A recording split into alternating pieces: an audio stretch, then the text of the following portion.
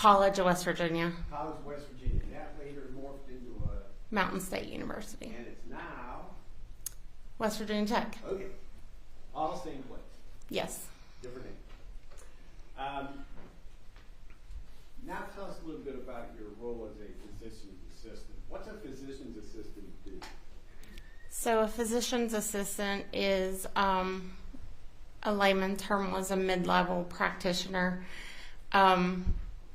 Now we're called advanced practitioners, and we do everything a physician does except for, we prescribe medicines, we see patients, we assist in surgery, do small procedures, basically anything that the physician does. We're trained on the physician module.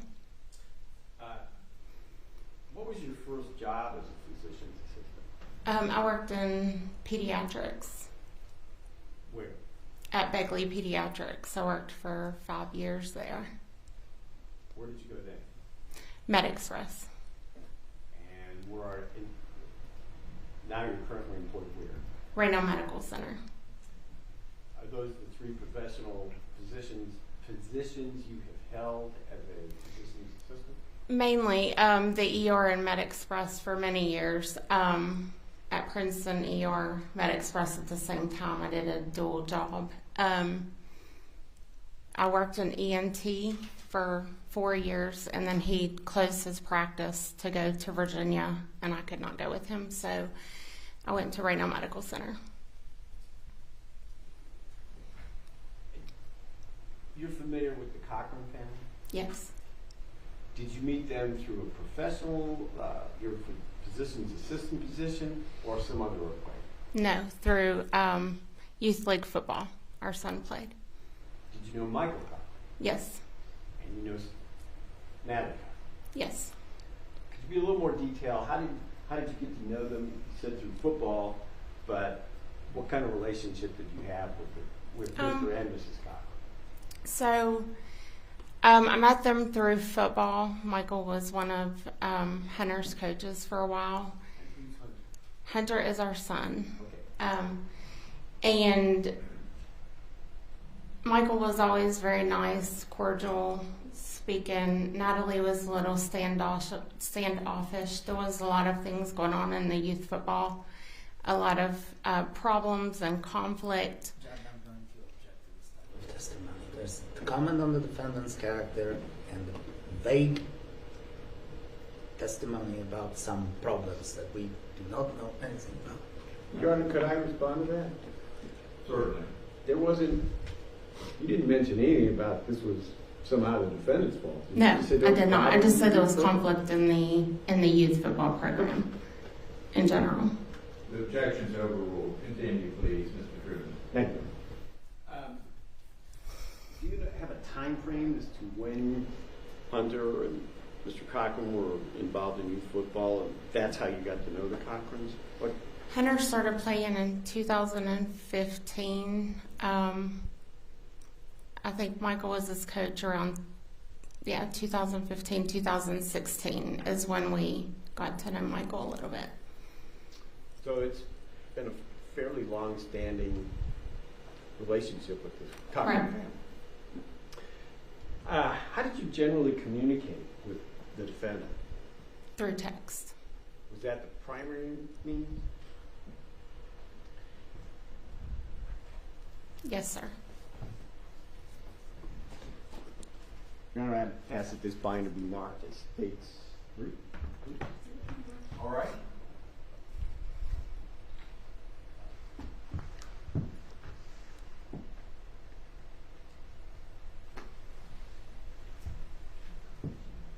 Defense counsel has been shown a copy of the exhibit. Very well. And I'd like to hand this to the witness for review. Certainly. Stephanie, I hand you what's been marked for identification as States 3. Ask you to just briefly thumb through it for the purpose of saying what it is.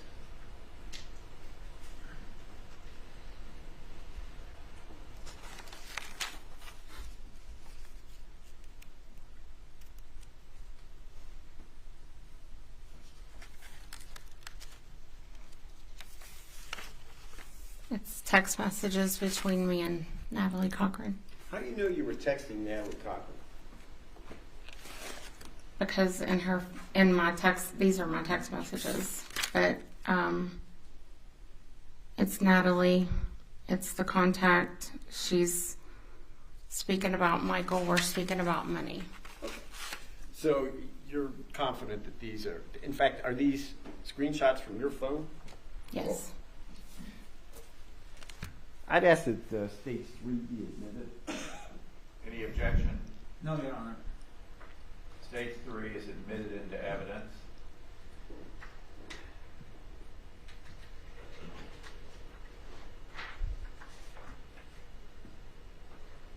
Ask you to take a look at one of the items that came from Stage 3.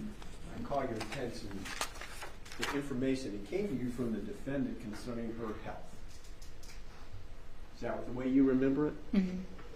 So the defendant advised you that she'd been diagnosed with cancer, and that was in January of 2019, correct?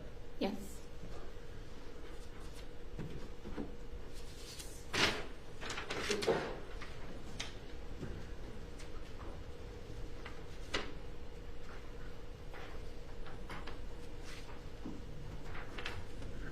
Also from Stage 3, I ask you to take a look at this.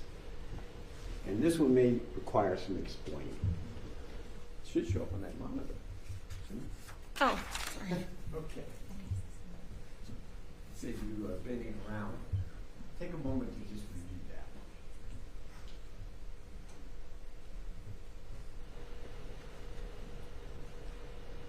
Your Honor, could we have a date? It has time stamps, but we have no idea when this was occurring. That's fair. Leave it January. Back up. Tell us when that conversation took place. That one should have been in February. The 4th, maybe? The 4th. So we're talking about February the 4th, 2019. Yes, sir.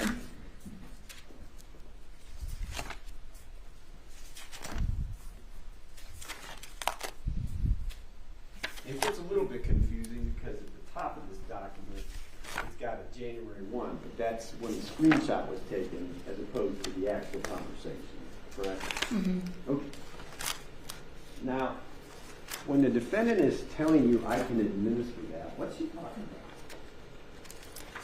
She had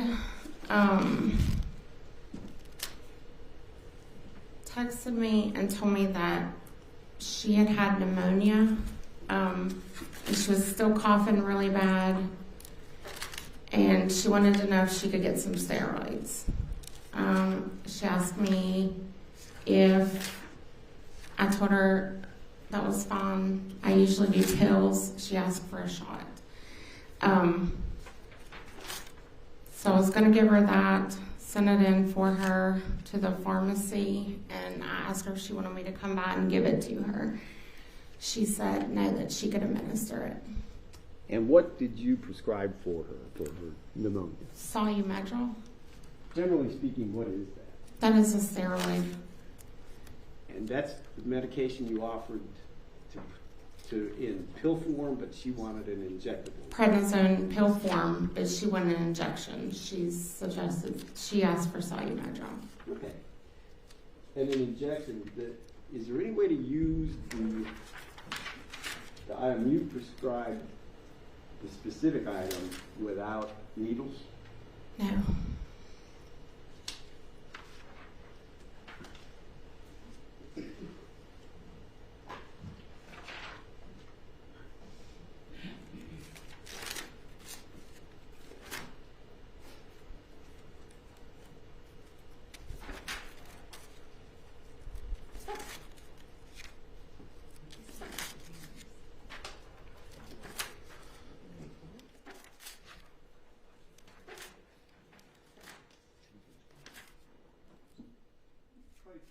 To the next item.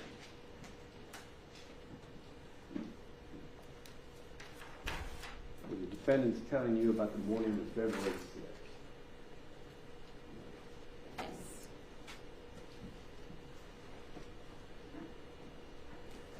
from a physician's assistant's perspective, is there any significance to 103 degree temp? Well, you're pretty sick, probably. Okay. It seems like such a stupid question, but I got to ask it anyhow. How would anybody determine their precise temperature to 103 degrees? By taking it with a thermometer.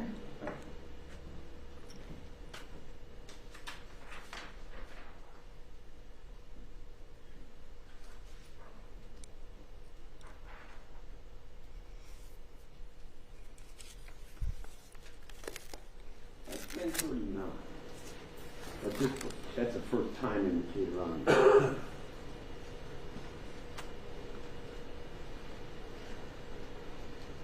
Telling you that Mr. Cochran is sick too, correct?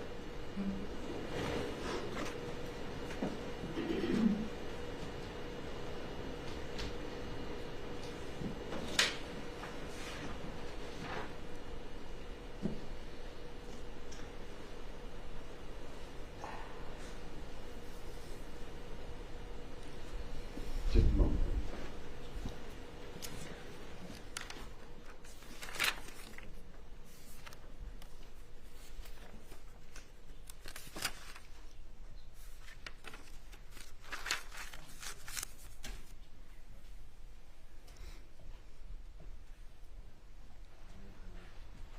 Do you recall getting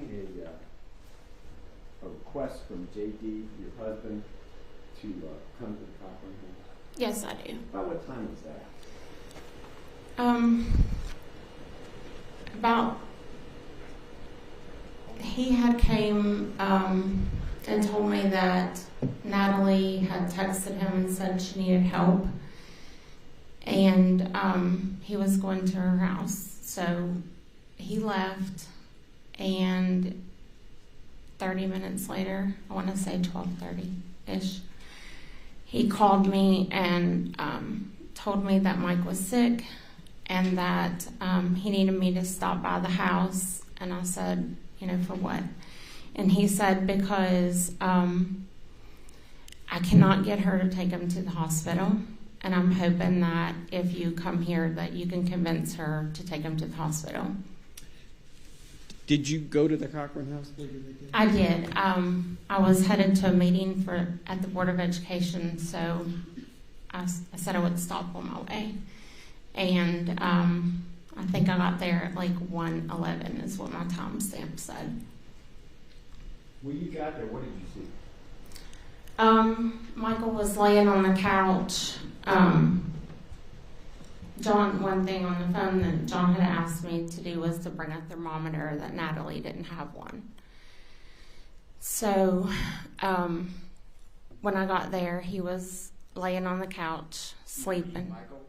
Michael was laying on the couch sleeping. She had the blood pressure cuff on his arm. There was numbers on it as if it had just been taken. She had the pulse ox on his finger, which monitors like oxygen rate and pulse rate. And that all looked normal. Nothing alarmed me when I saw the numbers. The only thing I had with me was the thermometer that they had asked me to bring, which was a ear scan. I walked over to him and Walked over to Michael? to Michael. He was laying on the couch, and went to take his temperature and told him, Michael, this is Stephanie, because I knew how Michael was. If he had just woke up and saw me standing there, he might punch me.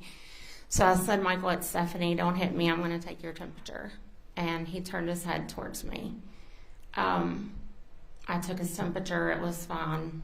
And then he was laying on the couch. They had a recliner that kind of sat behind the couch. And I sat down on the recliner. So his head was behind. I was behind his head. He was in there. And talked to Natalie and John for a few minutes to see what had happened and what was going on.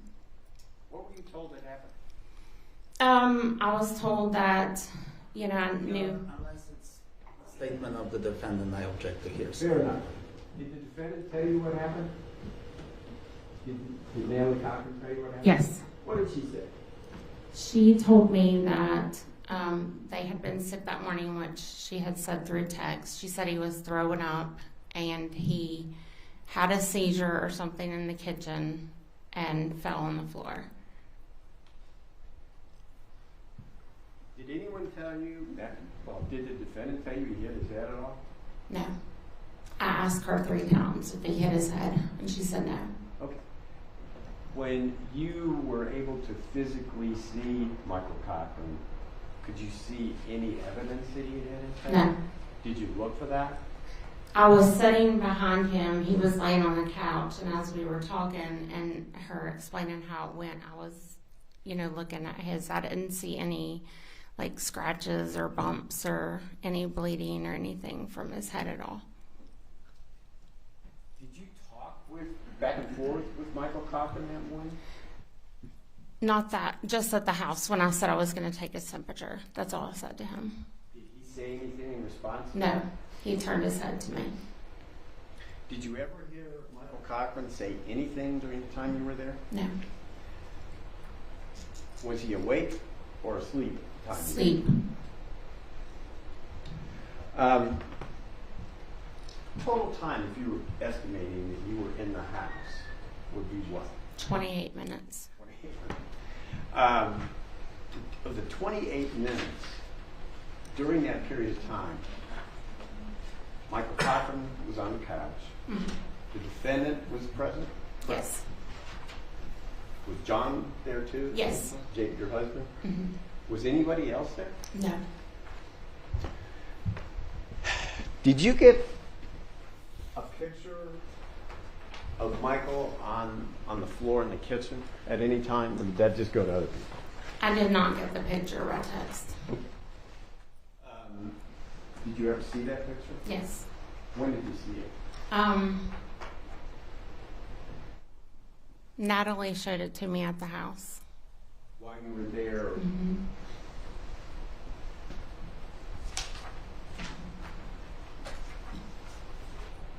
That's it? Who is that? That's Michael.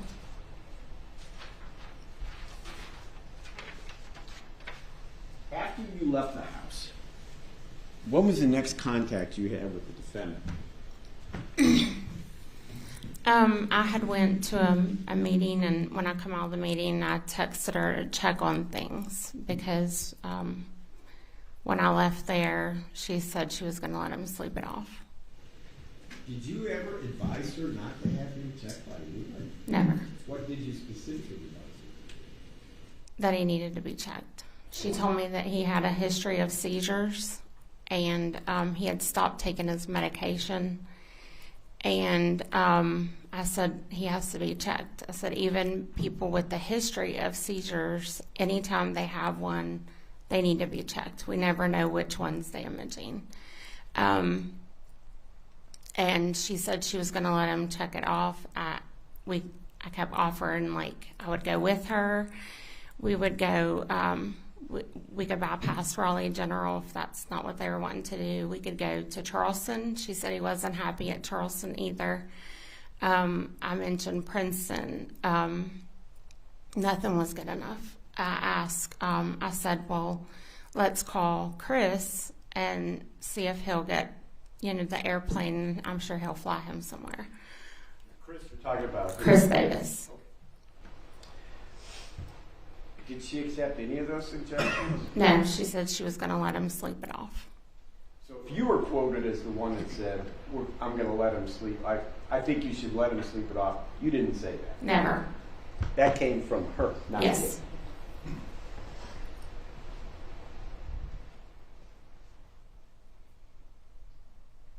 Now, after you left, and other than text messages just to check on people, were you ever made aware that the defendant's sister was at her house? Yes. She told me in text message her sister was there and they had changed his clothes.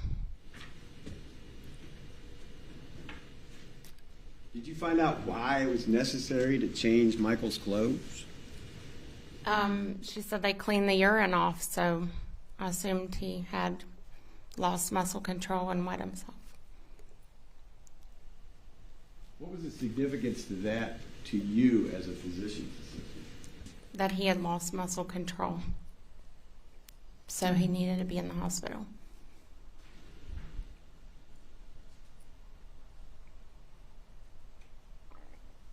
Around that same time, the defendant reported some vital signs to you, correct? Yes. What's the significance of any of those?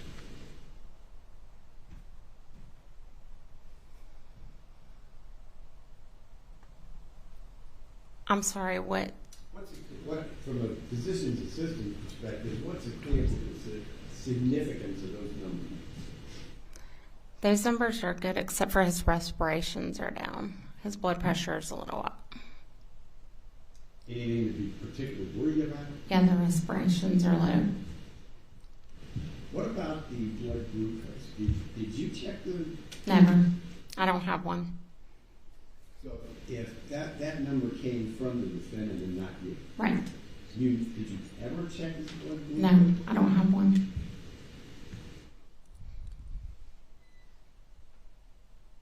And blood glucose is another word for what? Blood sugar.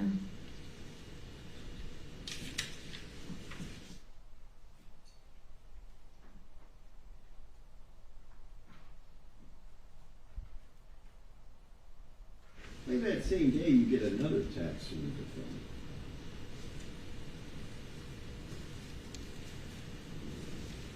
From your perspective, what does she mean by that first line, just like the last? He was in the hospital in November. He was sick. He had gotten sick. They went to Charleston, and she had told us that night that he was in Charleston that they thought he had a brain tumor. So at 10 o'clock that night, John and I left to go down there to be with her. He was out of it at the hospital, but he kept waking up like combative. But they were giving him like benzodiazepines at the hospital to sedate him. So I took it. She was saying that he was sick like he was in the hospital. From your perspective, was it the same on February 6th of 2019 as it had been in the fall of 2018? Yes, and the fact that he was given medicine for sedation. It was different. I mean, they were sedating him at the hospital to try to calm him down so they could do the tests on him. And of course, he woke up from that. Yes. Did he ever wake up from this one?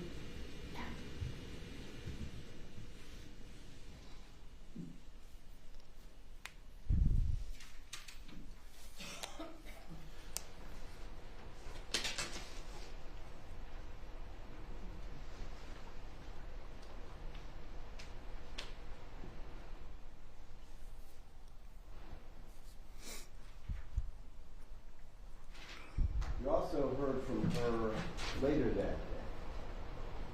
I call your attention to the sorry came about 45 minutes ago. Take a look at that.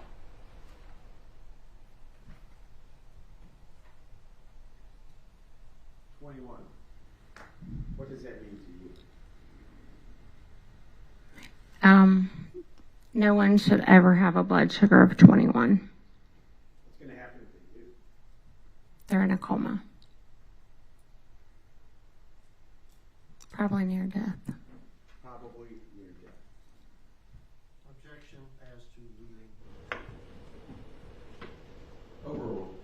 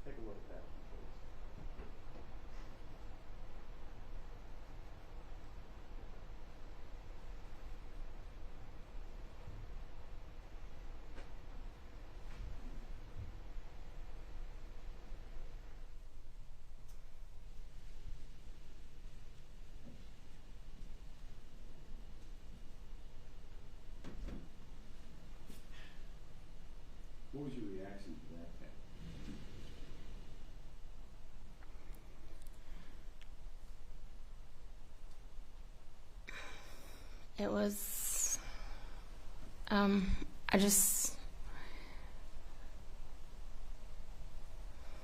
that we are to that point. It was just hard to swallow. I'm going to object it right now. First of all, we don't know what's the reaction to what. Second of all, Sustained. Okay. Perhaps you can ask another question.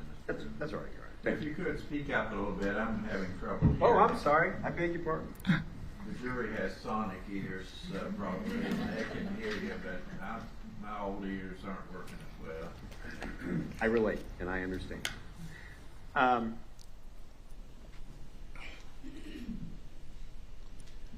Despite the imminent death of the defendant, or of the victim, Mr. Cochran, were you still making plans, or was the defendant trying to still make plans with you to do other stuff?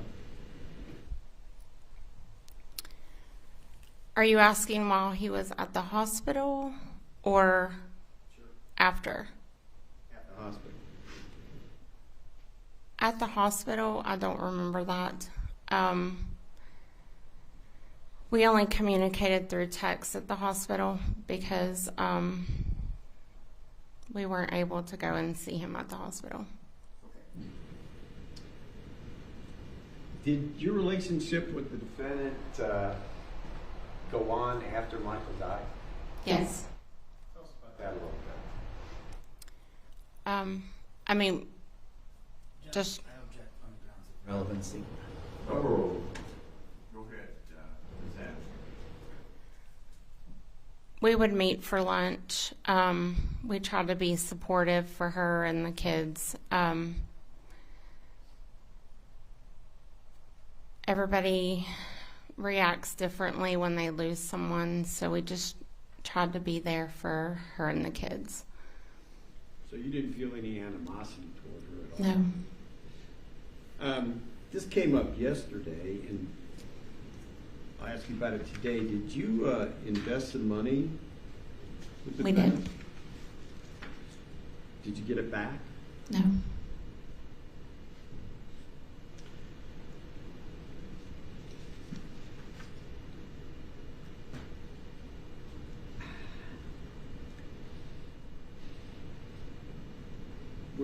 Just so we're clear here, were you ever the treating physician's assistant for Mr. Cochran? No, sir. Has your testimony been tainted by... I'm going to object to this question. It's vouching the witness. I think I have to sustain the objection. Did the loss of the money to Mrs. Cochran cause you to change your testimony today? No. Same thing. I'll allow that. I'll allow that. No, it did not. Glad you said that, because the defense kind of implied from time to time that that could happen. Did you... move to strike that comment, Judge? Oh, we've given both sides some leeway in that. I'll deny the motion overall. Were you aware that the defendant's house was searched? I was.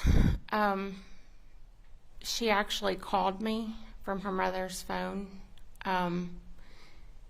that same day and told me that they were there and they were taking things. Did she say anything else about the search? Later, I went to her house because I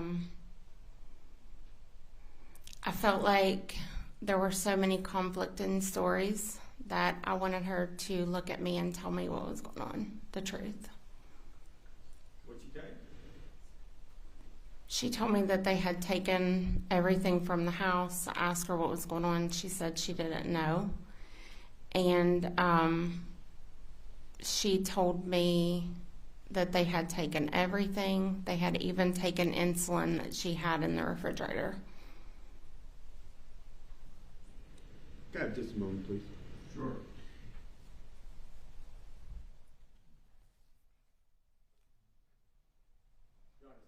for the questions of Ms. Hamilton. Thank you. Cross-examination, Mr. Griffin.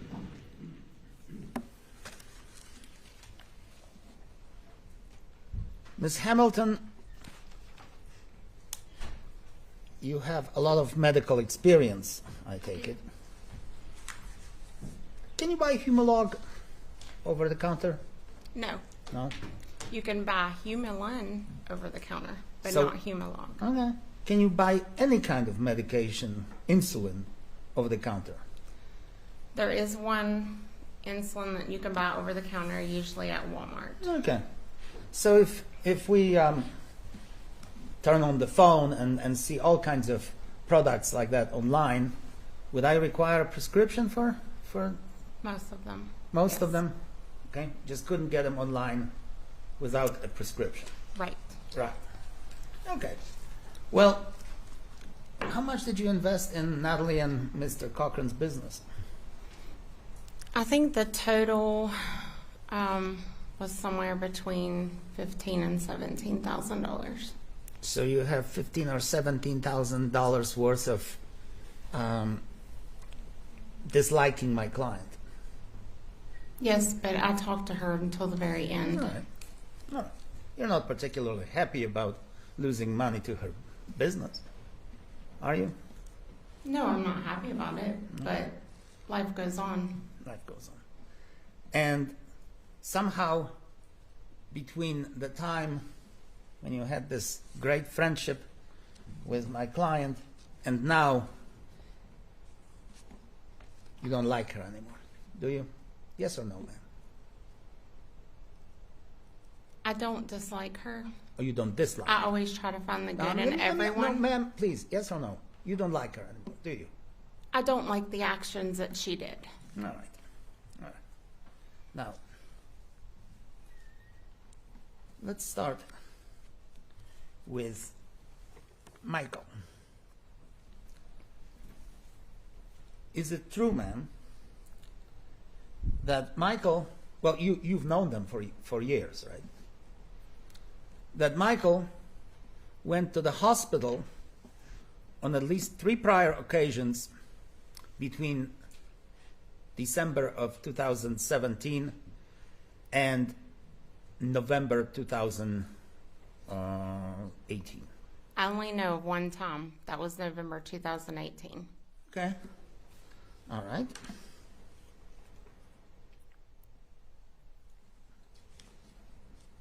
And during that time, do you know that he had a seizure-like activity? Natalie told me that he had a seizure. Do you have from any... I do not know that for a fact. No. Well, I didn't ask you that. Hold on. Listen to my question, please. You don't She know... did answer his question. Yes, that's right. I said, do you know from any independent sources? No. Okay. Her. Ma'am, please. Yes or no will suffice. What do you mean independent Do you sources? know from any sources, such as review of the documents? No, From I any- didn't have his medical records. All right. Is it true, ma'am, from the medical standpoint, that people who have seizure tend to urinate on themselves? Yes, if they lose muscle control. So the fact that Mr. Cochran may have urinated on himself if he had a seizure would not be abnormal. No. But, all right. A man of, how much did he weigh approximately? You know, I don't know. Maybe 180. I don't know. how tall was he? Maybe 5'7", 5'8". All right. How much Humalog would he have to be injected to cause an immediate collapse? I'm not sure. Well, let's say a vial. How much of that vial, a standard vial of Humalog, as you probably know as a physician's assistant, what that is, right? Sir, everyone's different Right. and how their body reacts to it. I may take 2 units and bottom out but you may take one and bottom out. Entire units, right? No, 2 units is what we measure A the little bit. insulin by. A little bit. Not millimeters, it's units. Okay. A vial may have 12 milliliters. How many milliliters would it take for somebody to collapse immediately? I don't- Of that weight? I don't That weight know. structure. It's whatever his body can handle. So you have no idea whether he was injected with any type of Humalog at all. I do not know. You don't know, ma'am, whether any type of insulin bottle or vial that may have been found in my client's house 4 months after February, that would be June, had anything to do with any type of injection of insulin into the alleged victim. I do not know. You have no idea. But you know that Michael was sick before, right? The one time. That one time. Well, did you know that seizure-like activity, that's a pretty serious condition, isn't it? If he has seizures. Yes? Yes.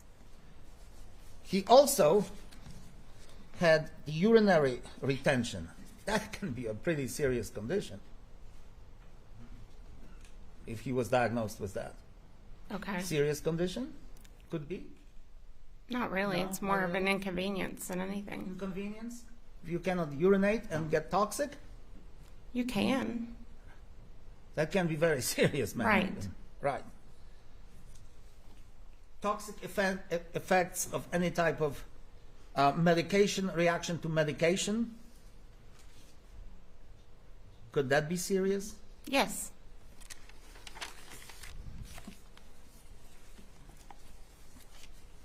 Okay. Okay. He was diagnosed at first with a brain mass. Now, Yes. that could be very serious, couldn't Right. it? Then it was changed to encephalopathy. Do I pronounce it correctly? Yes. What is that, ma'am?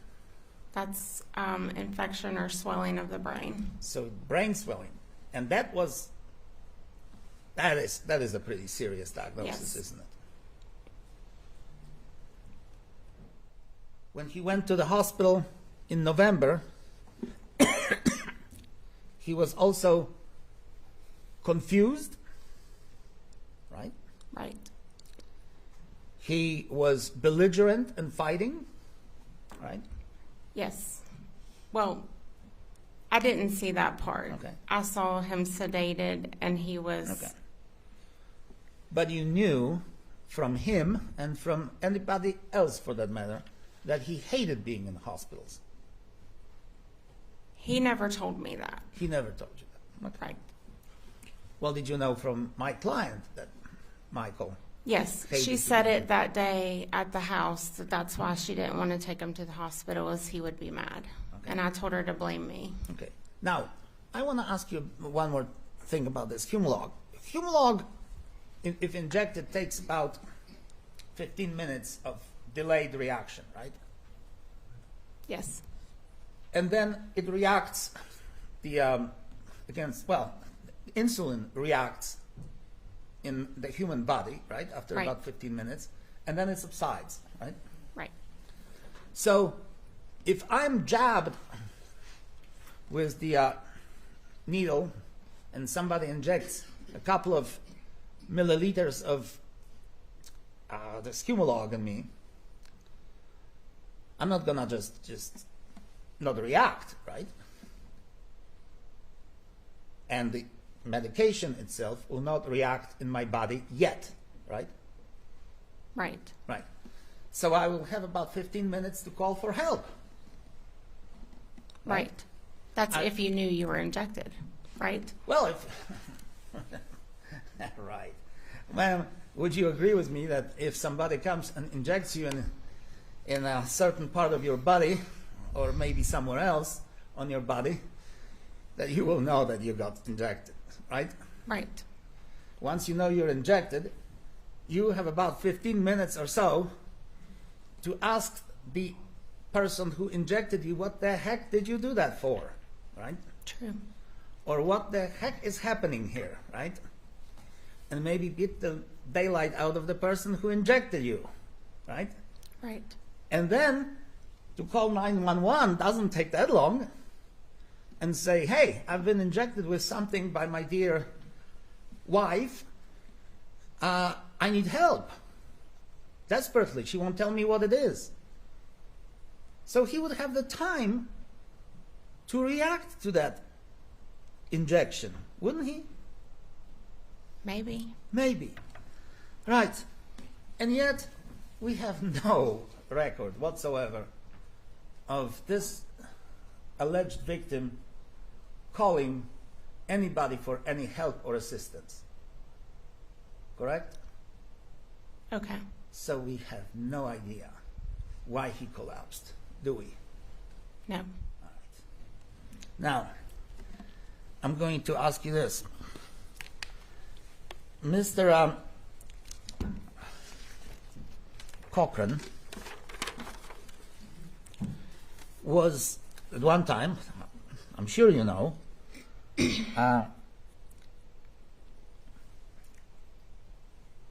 diagnosed with acute encephalopathy, Okay. the acute brain swelling. And he was prescribed a medication, and I'll try my best to pronounce it correctly. Lamotrigine. Did I say it right? What is it? Lamotrigine? Okay. Lamotrigine? Okay. It's a serious medication, isn't it? Very serious medication. And if you don't take it for your brain swelling, you may be dead pretty soon. Right. Do you know that Mr. Cochran refused to take that medication? He did not tell me anything about that. Huh? So do you know from anybody that he refused to take that medication? From the defendant, yes.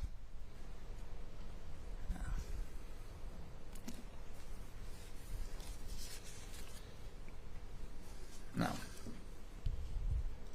Okay. Did you also know that he was prescribed a medication called Keppra? What is Keppra? Keppra is a seizure medication. Anticonvulsive medication. Yes. Treats epilepsy, treats seizures, can also treat hemorrhaging, right? Subdural hemorrhaging, Sometimes, yes. sometimes. Did you know that he refused to take that medication? I did not. The way you knew Mr. Cochran, he always appeared a model of health to you. Yes. Didn't he? He was a man's man, Yes. right? Yes. Very fit, healthy. Very fit, healthy, pumped iron, right? Yes. Wanted to be Arnold Schwarzenegger, wanted to be, Mr. Universe. True? I don't know about that. I think he liked to be fit because he coached a lot of sports. Did he ever express the desire to participate in any bodybuilding competitions? No, sir. No? Okay. For that, he was using a certain amount of steroids, wasn't he? I did not know that. You didn't know that he was using supplements? Not from him. It's just the defendant? The defendant told me the day at the house when he got sick that he had been taking some kind of supplements from Mexico that she had found. Okay. Later, she sent me a link to those supplements. Oh. And did you look at those supplements? Yes, the link that she sent me, they were not from Mexico. All right. Those supplements, quote unquote, some of them were not for human consumption, were they? I only knew of one. Which was what? I don't remember the name of it, but she sent me a link. Okay. And actually, did you know that Mr. Cochran used all kinds of links on his computer to purchase substances that may have been less than medically approved by our American standards. No, I did not. Okay? Did you know whether he was getting any shipments of any medication directly to his home? Only what she had said that day. Okay. Now, you were so well acquainted with the family that you ever, I'm sure you talked to the children about. No. No, I did you not. never talked to the children about the, No. about, oh, okay. Okay. Let me also ask this. When Michael went to the hospital in late October, did you know that he only stayed there one day in the hospital? No. Well, did you know that he had a similar, if not identical, episode of a seizure? He had an acute respiratory failure. Did you know that? He was in the hospital in November. That was when we had went down there that night. I But didn't I ask- never knew the exact. I didn't ask you that. I asked you whether you knew that he stayed in the hospital prior to that in October, at the end of October, No. with all the same symptoms that he had in November. No, I only knew about the November Okay. one. Well, what do you know about his mold exposure? She told me later that they thought it was mold. That was like a month later. She told me they thought it was mold from a house that he was remodeling. Huh? Did you have any mold in your house? Do I? Did you at that time? No. She said, you said that it was from the mold in your house? No, a house I'm sorry, I he was couldn't- remodeling. Okay, from the remodeling. Okay. Now, he also had a convulsive status epilepticus. That was one of the diagnoses, and maybe you will tell the jury what that is. Convulsive status epilepticus. That he had seizure disorders with convulsions. Epilepsy? Epilepsy. Acute respiratory failure. Something that I'm seem to having right now. Anyway, what is acute respiratory failure? It's when your lungs quit pumping out the capacity to breathe. Okay. So you go into stress. But he also had altered altered mental status. Was he in distress at the time when he went to the hospital in November? I did not see him in distress. Well, did you see him a couple of days before February the 6th? I think it was about a week before that I saw him. Did he appear under any stress to you? No. He was just his usual, Yes. healthy, wonderful Yes. self. Yes. And yet he had all these conditions that were diagnosed at the time of his demise. Didn't he? Do you know? I do not know that. I only knew about the seizure that she said that day, that he had seizure disorder. Okay. And what's hypoxia? It's when your oxygen's low. Okay. What's hypercapnia? Hyper what? I think it's hypercapnia. Or maybe I'm mispronouncing it. Hypercapnia. Uh-huh. It's when you kind of go into a metabolic state because your respiratory system's low. And would it surprise you that was what was the final diagnosis Because his breathing was down? of his at the hospital? Would it surprise you? No, because his respirations were down. Yeah. Now, I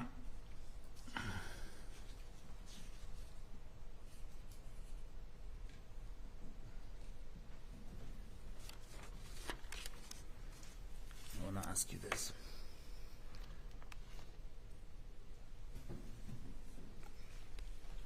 When you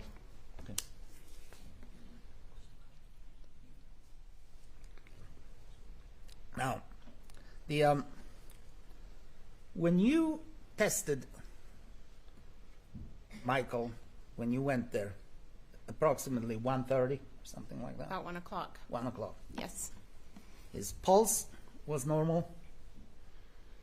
His saturation was normal.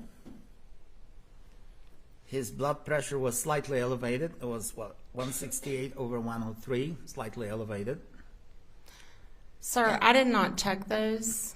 Those were what she had checked. I did not do any vitals except for temperature when I was there. Okay. All right. Now, will the brain swelling cause any sugar reaction in your body? So, usually sugar, when your sugar drops, or you have an influx, too much insulin that the body secretes out, or you given, your brain will swell from that. And of course, that's a mutual reaction. The brain swells and the sugar drops. You got in a coma. So he has an ongoing condition of a brain swelling, and you're surprised that his sugar went down? Yes. I see. All right. Okay. If I may have a second.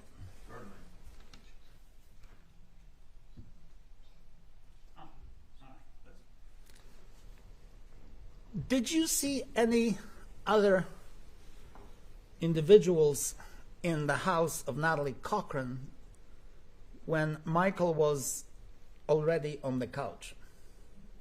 No. Just Natalie and my husband were there. Natalie and your husband, a police officer. Yes. What is his rank? Sergeant? Lieutenant? Corporal. Corporal, I'm sorry. And you were aware of the fact that there were two employees of TSG who moved Michael from the floor to the couch, right? Yes. I did ask who moved him, and that's what they told me. But they were not there when No, I they was were there. not there. They already left, right? And that at some point, Mr. Davis showed up, right? Not while I was there. Or not you were there. From your medical knowledge, if Natalie Cochran left Michael unattended like this, in this condition on the floor, would he have expired? Most likely, yes. Most likely, yes. And yet this cold-blooded killer had all kinds of people in the house to monitor his condition. Is that right? To monitor it? Well, to do something. I did not monitor his condition. All right. Well, Came, looked at him, told her what to do, and I left. I was there 28 minutes, sir. but I want to ask you this, ma'am. Whether the presence of any other people in that house negates the possibility that she would just leave him there alone to die. And nobody would know. Is that possible? That's a question I don't think this witness can No. answer. I think I don't know who exactly was at the house. I only saw who I saw.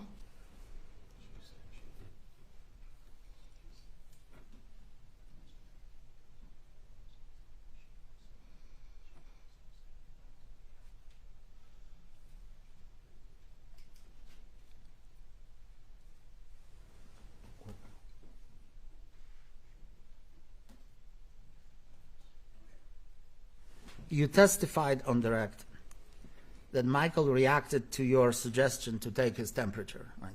He turned his head. Turn his head. So he was still reacting. Yes. All right. Now, did you say something to the effect that there were some words like "don't punch me"? Yes. Who said that? I said that because if he's asleep and he wakes up and I'm just standing over top of him and he startles, Okay. Could be his first reaction. Okay. It would be anybody. Okay. So the sum total of your testimony, ma'am, is that you have no idea what kind of substances were in Michael's body on February the 6th, right? I do not know what was in his body on February 6th. Well, did you find any syringe in?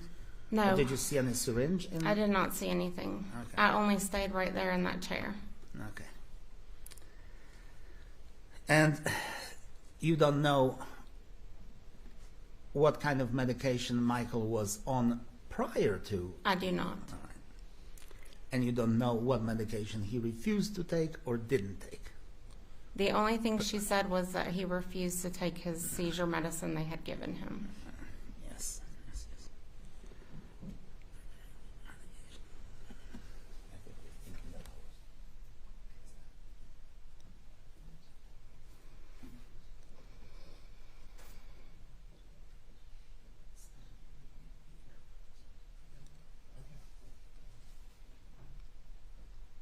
I may have a second.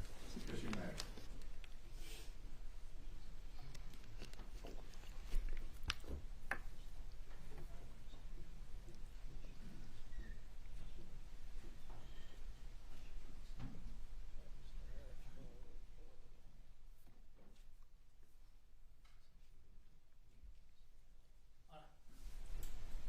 Was there a glucose meter in the Cochran's residence? I did not see one. Okay.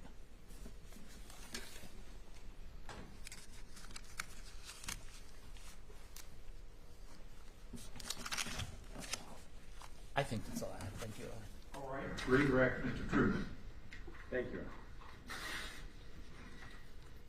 The defense asked you if it would be reasonable that someone injected would have a few minutes, like 15 minutes, to call 911. There's an underlying assumption, isn't there, that the victim was awake? I'm going to object to the Overruled. prosecutor's meeting. Go ahead. You may answer, please. That Mr. Cochran was awake when he was injected. Wouldn't that be part of what the defense was asking you? That's what I'm gathering. So if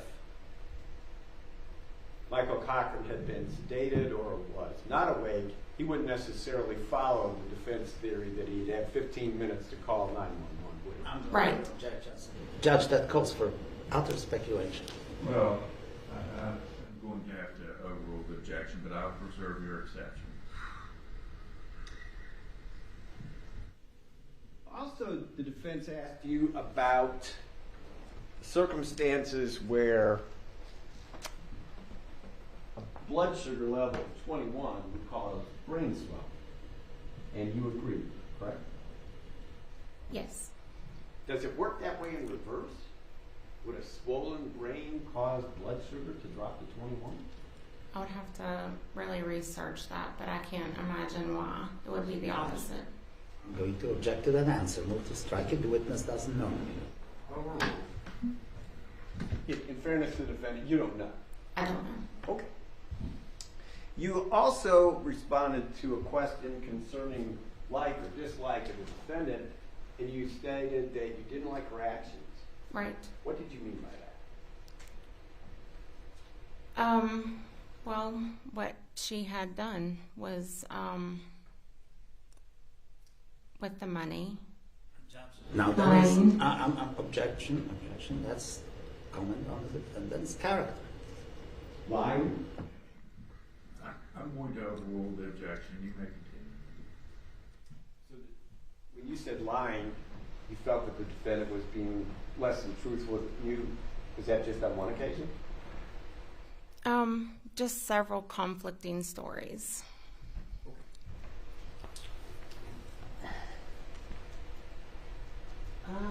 Okay, just a moment, please. Yes.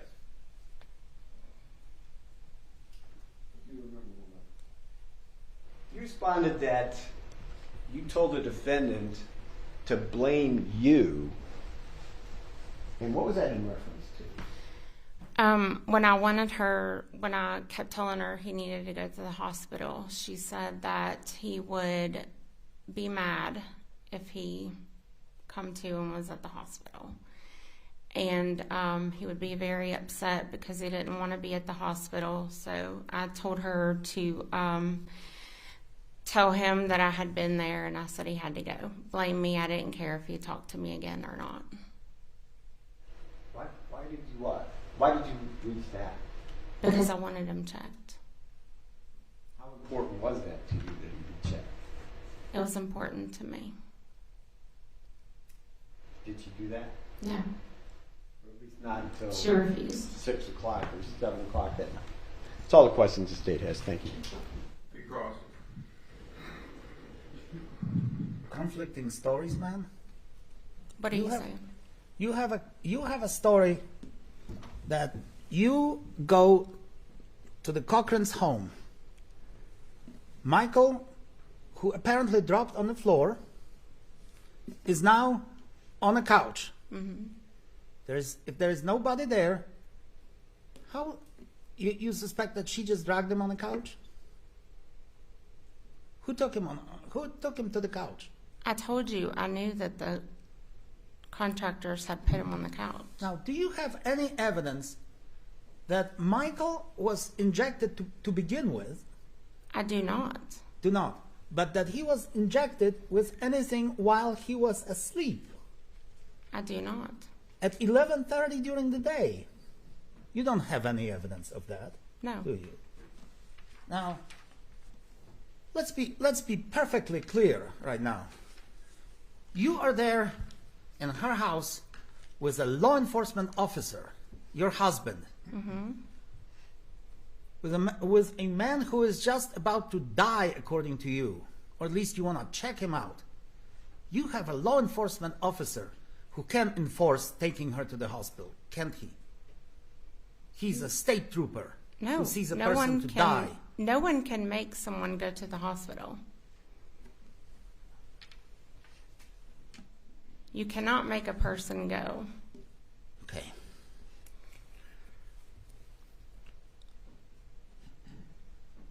He is injected, and he is in this state of coma. And you are so concerned about the health of that person as a paramedic, or I'm sorry, as a physician assistant. Why don't you go step outside and call 911 yourself? Because she refused. I can't make her do that. You did not call 911. Your husband didn't call 911. You were convinced that from the medical standpoint, this man was in serious trouble, right? I said he needed to be checked. He needed to go to the hospital, further testing. I didn't know what was going on with him. Are you a mandatory reporter? A medical reporter? Mandatory reporter, that you have to report abuse or medical emergency, potential crime involving medical. If it comes in and I suspect that, yes, and I have a chart and I know what's going on with them, yes. Well, you suspected, you knew what was going on with him. And yet, as a who would you have to call as a mandatory reporter? The It hospitals? depends. The police? It depends on what it is. CPS. Well, CPS. Well, you had the police right there, your husband. You could have called the CPS, you could have called an ambulance as a mandatory reporter. Say, this man is dying. Take him to the hospital. Have him checked out by a doctor. You didn't do any of that. I told her to take him, sir. She was his voice. I can't make her go.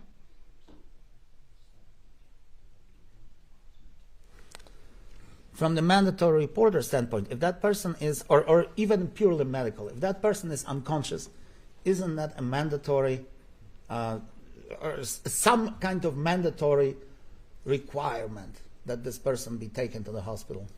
So he was sleeping when I was there. Oh, he was sleeping. And she said he had had seizures. People go to sleep after they have seizures, and that's what he looked like. He was in the post-ictal phase. Okay. All of this, ma'am, has, as far as you know, nothing to do with any injection of an insulin. I do not know that. All right. Anything further, Mr. Truman? Not from the state, Your Honor, thank you. May this witness be excused. So far as the state's concerned, yes, sir. Subject to recall, Your Honor.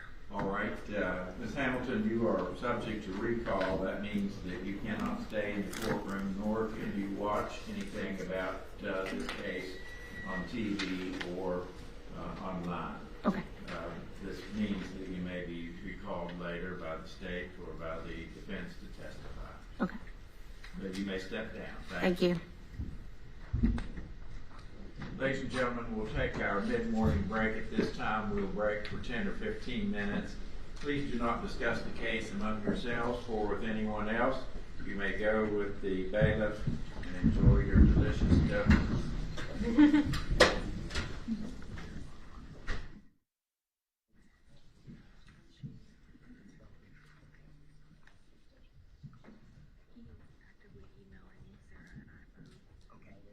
It'll be about.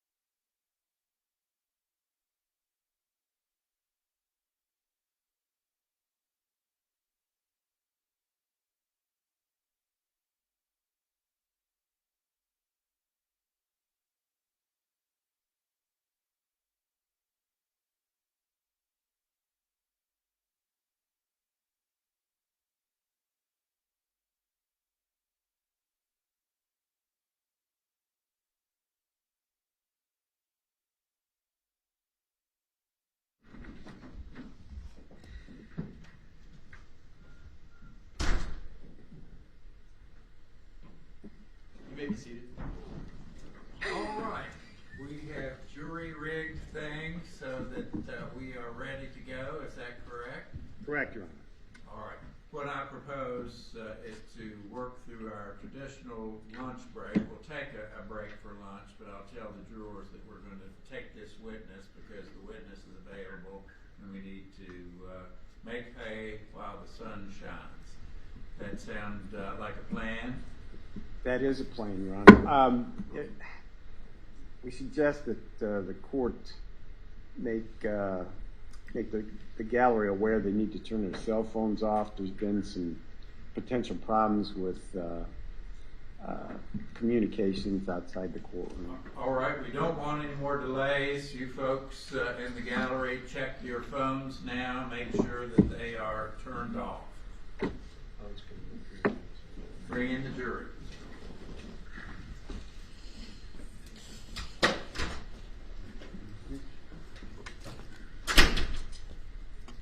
Court, can you hear?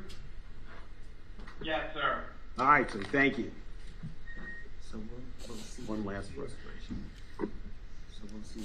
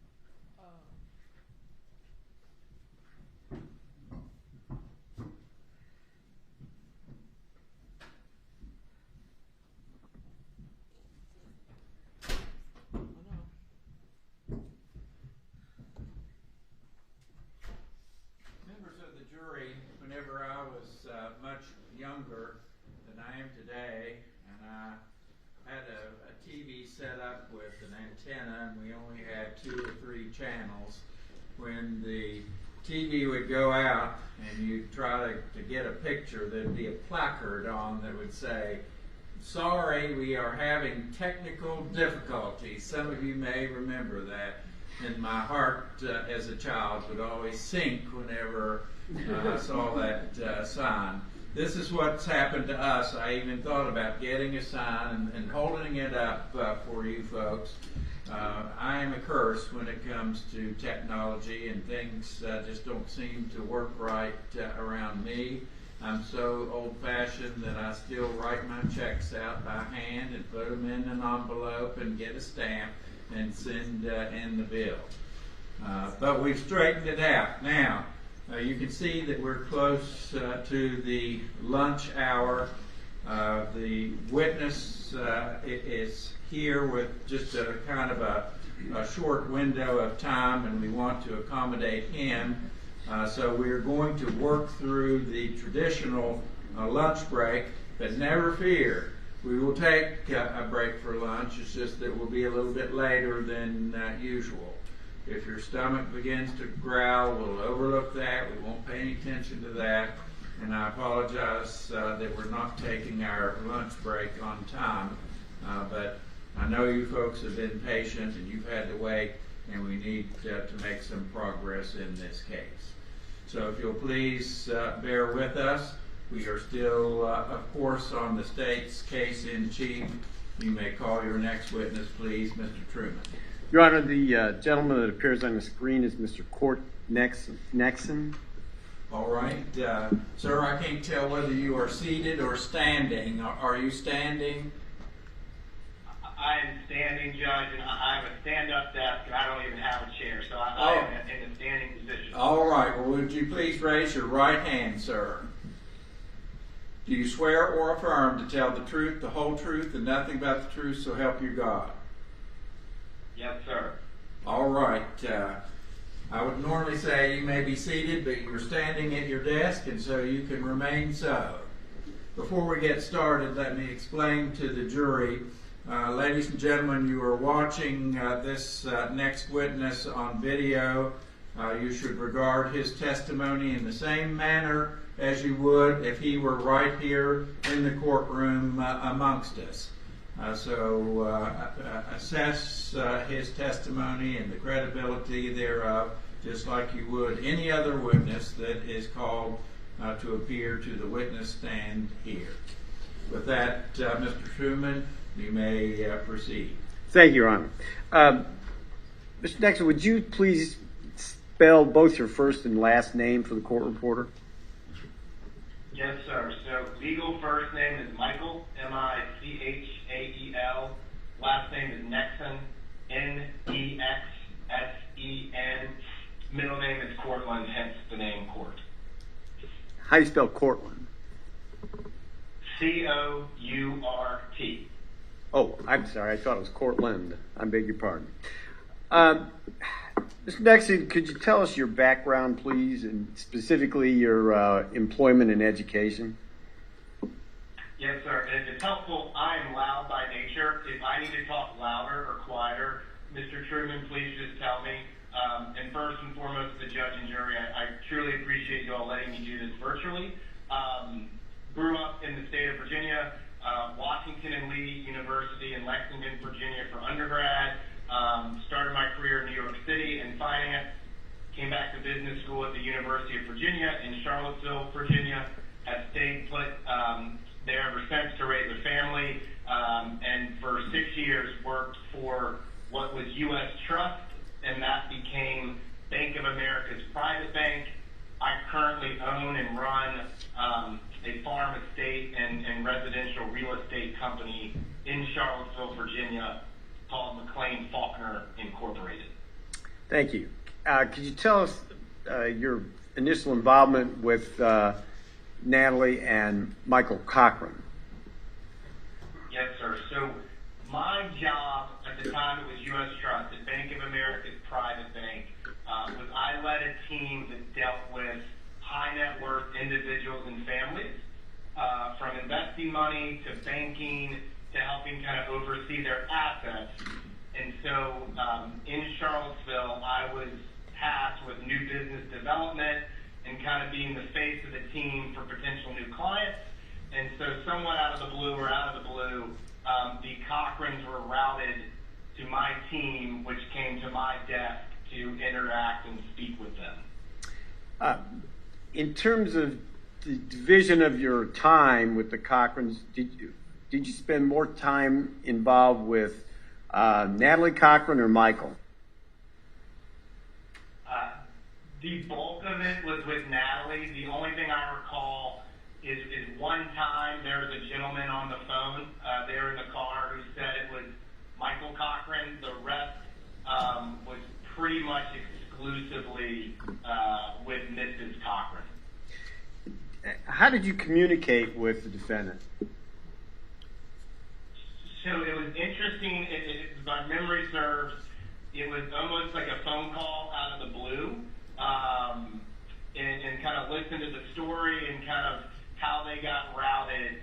And then primary conversations were email driven as well as some phone conversations.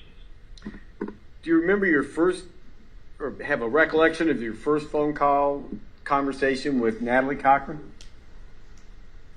High level at a macro point, essentially it was someone talking about very large sums of money, talking about business interests, and I get the sense because of the level or the amount of money they're discussing, and even though it was involved with businesses, it all tied back to an individual, and that's what U.S. Trust or a private bank deals with. And so not exactly sure how, but it makes sense that if the Cochrans are talking to the business banking world of Bank of America, that entity would have flagged and said, you need to speak with U.S. Trust. And given the West Virginia location, I believe the Charlottesville, Virginia office would have been the closest in proximity, and that's how things kind of got routed to me. All right, sir. You indicated phone calls, but your primary means of communication was through email. Is that correct? I would say it started with a phone call, and while there were some calls initially, it would have been very email driven, and I don't want to jump ahead. As things kind of played out, the bulk of it was driven through email. Your Honor, the defense has reviewed the document with the state would mark as state 4. Yes, number 4. All right. Can I see it again? I'm sorry. Yes. I beg your pardon. Could I please have exhibit 3? It's at bottom. It's over there. Yeah. I'm sorry. Let's see. Yeah. Also, what are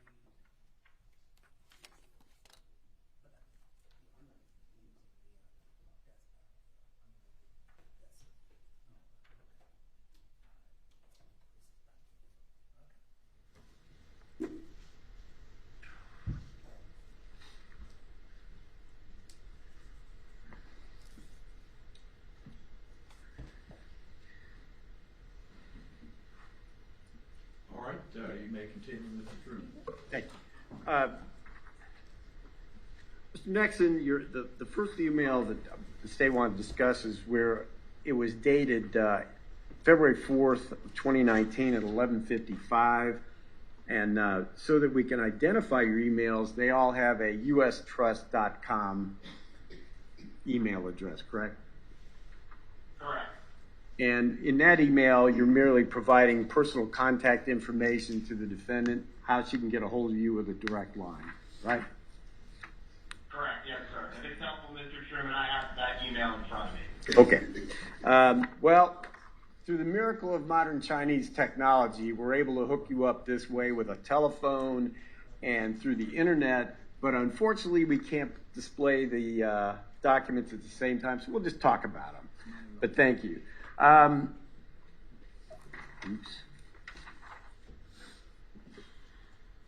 The next email is the following day, and you received an email from the defendant at about 11:11, timed 11:11. You able to look at that email? Yes, sir. What's the substance of the defendant's information to you and your response? So after the initial phone conversation, our job is to kind of follow certain procedures, protocol, information gathering. And so in order to do anything with our team, we have to document certain pieces of information. And so we kind of asked Mrs. Cochran for certain pieces of information that would help us slowly start to effectively build a relationship and establish the accounts. And so that's what we had asked her for after that initial phone call in order to start slowly moving forward. Your Honor, may we approach on all of this? Sure.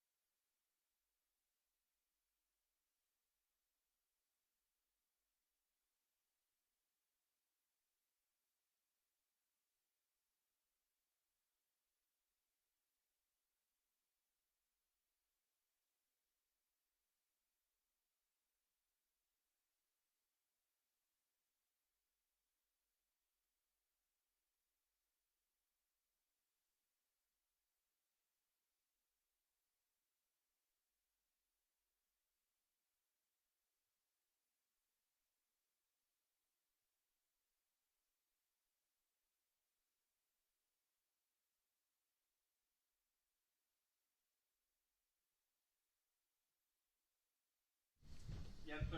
Okay.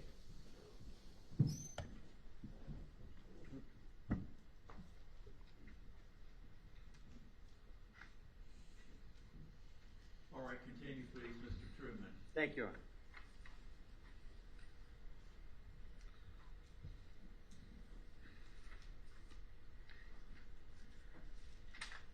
Bear with me just a moment, Your Honor. We had to kind of adjust here on the fly. Okay.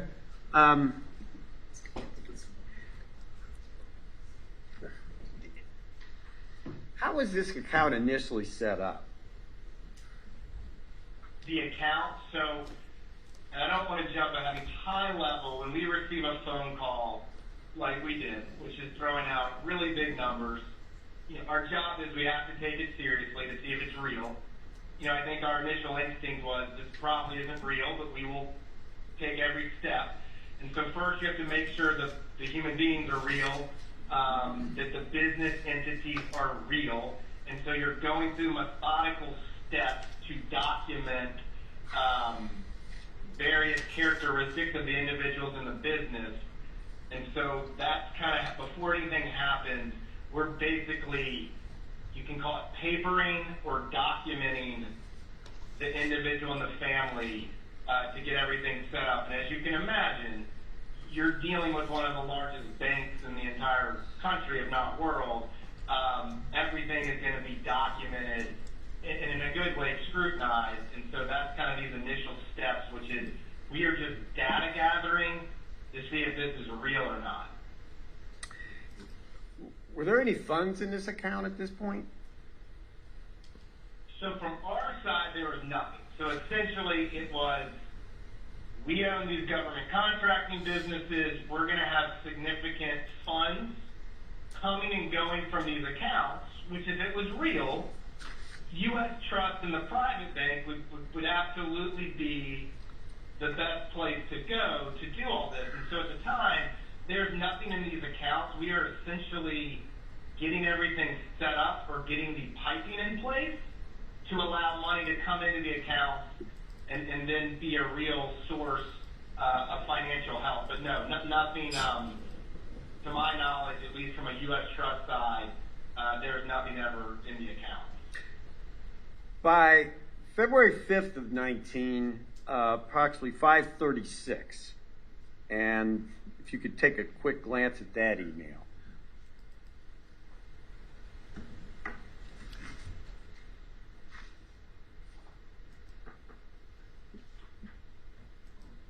Okay, I have that, Mr. Truman.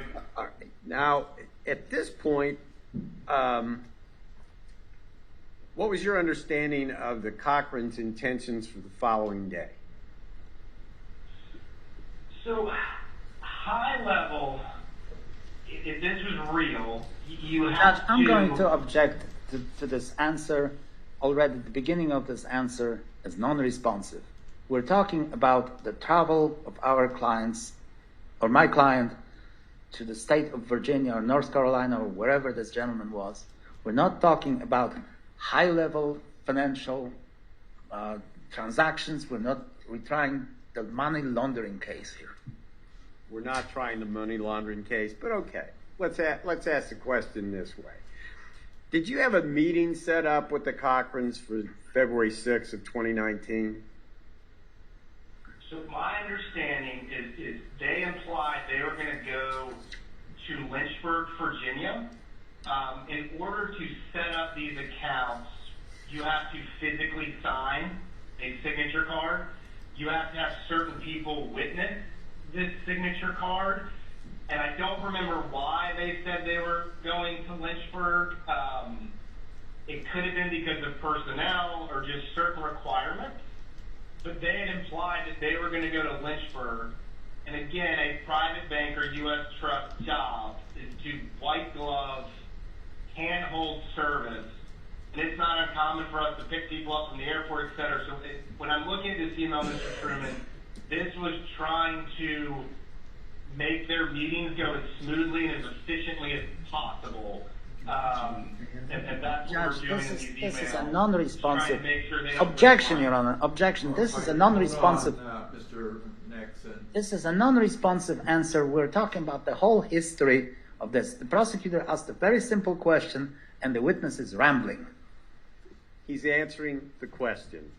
Overruled. Let's continue, please. Thank you.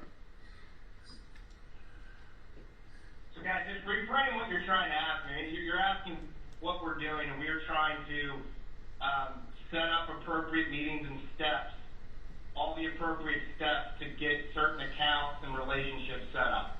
And that was to take place February 6th of 2019, correct? Correct. That's what we were working towards. It looks like they said they were going to fly in, and so we were basically responding to their schedule and setting things up as best we could. Did that meeting take place? Never took place.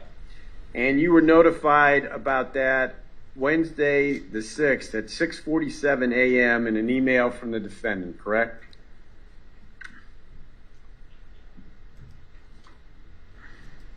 Correct. And I have it. I'm just in my packet. Yes, I have cancer and was up all night. And so, again, we responded accordingly, that we are sorry, and we're kind of taking cues from this prospective client on their schedule. But correct, no one ever went to Lynchburg. No meetings took place. But there was a reference at 3:37 p.m. on February 6th. You got another email from the defendant. What was the substance of that one? So this is our court. We'll shoot for Friday. Is that the email? Yes. Yeah. So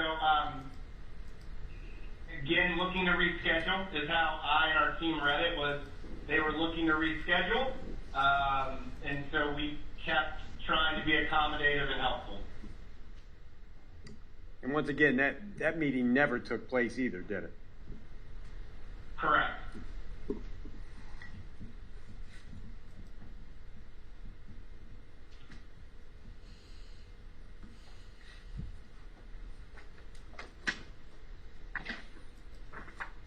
And I realize you're operating under somewhat of a handicap, but there's an email from the defendant of March 14th of 2019. Could you take a look at that one?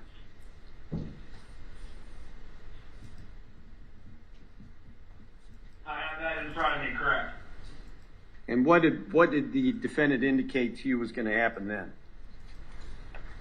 So rereading this email, they are asking for wiring information for their account. They've said that $100,000 is coming in. Other government funds are coming.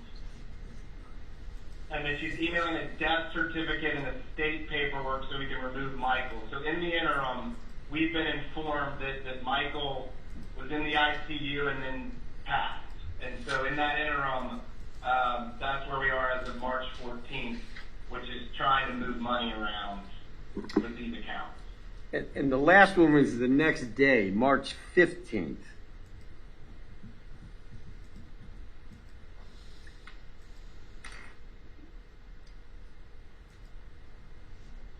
The defendant indicates to you that she can't log into her account. Is that a reference to a U.S. bank account, or am I missing something?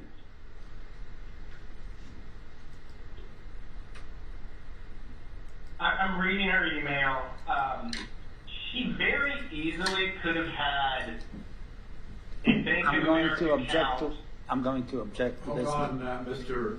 Nexon. I'm going to object to the answer that has already been preceded with she could have easily done something. Either she did something or she didn't. So this is assuming facts in the evidence. I think that's appropriate. Pose the question again, please, Mr. Truman, and I'll instruct the witness to please answer. Court, this phrase in that email, I can't even log into my account, it was all set up by him. Did you take that as a reference to a U.S. bank or a Bank of America account, or is she talking about something else? I don't know if she even had an account. That's all the questions the state has. Thank you. All right, cross-examination.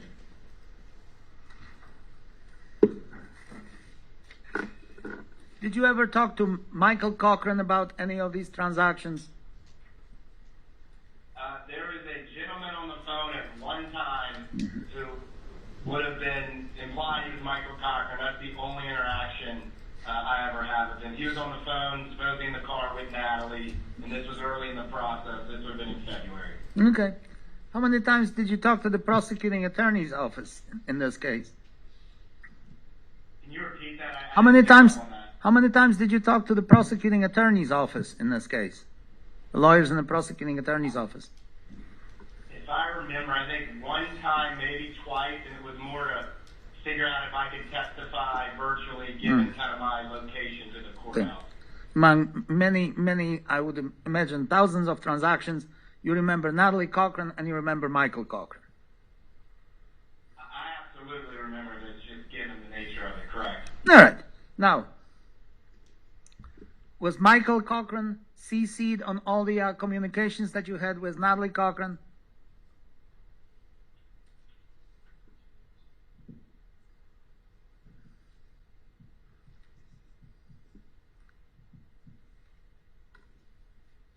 I'm going back to the beginning of the email pack, and I can see Michael had a PSG LLC email address. And so he was on the early emails.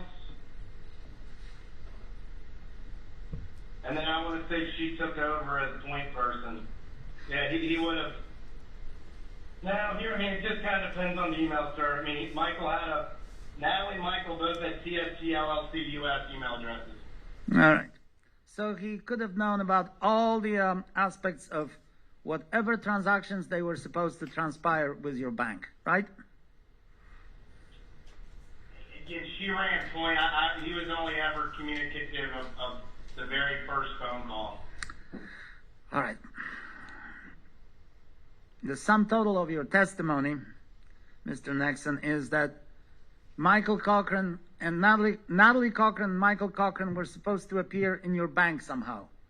And they called off the appointment twice, right? I'd say there's a little more to it than that, but if you don't want me to ad-lib. No. I want you to answer my question. My question is, the sum total of your testimony is that they were supposed to have... Objection. The subtotal of his testimony is his testimony, period. Your testimony here today in this court is that they scheduled an appointment with you and didn't show up and canceled it, right? I'd say that's incorrect. She ended up typing checks and wrote false checks that our team knew, and this kind of all crumbled because you're dealing with a very sophisticated financial institution. Your Honor, I move to strike this answer and instruct the jury. I'm going to allow the answer to stand. All right. They wrote some checks that, I'm going to ask you this, sir, one more time, and I want you to answer yes or no. Did they schedule an appointment with you and canceled it? Yes, they canceled multiple appointments, correct. Did they schedule more than one appointment with you and canceled it? To my knowledge, there would have been 2 different in-person get-togethers, and then it all became email-driven communication. How many appointments did they schedule with you? Mr. Nexon, please listen. How many appointments did they schedule with you and canceled? In my recollection, 2. One was they said they were going to go to Lynchburg. She then had cancer. I didn't ask you about that. I just... Let him answer. Wait a minute. I asked you a very simple question, sir. How many appointments did they schedule and canceled? And you said 2. Is that right? 2. All right. Yes. Now, and the reason did they give you any reasons why they scheduled those appointments and canceled them? Yes. And the reason was that Natalie was sick, right? For the first one, correct. Okay, for the second one, what was the excuse for the second one? That Mr. Cochran was in the ICU. Okay? And then in March, Mr. Cochran was dead, right?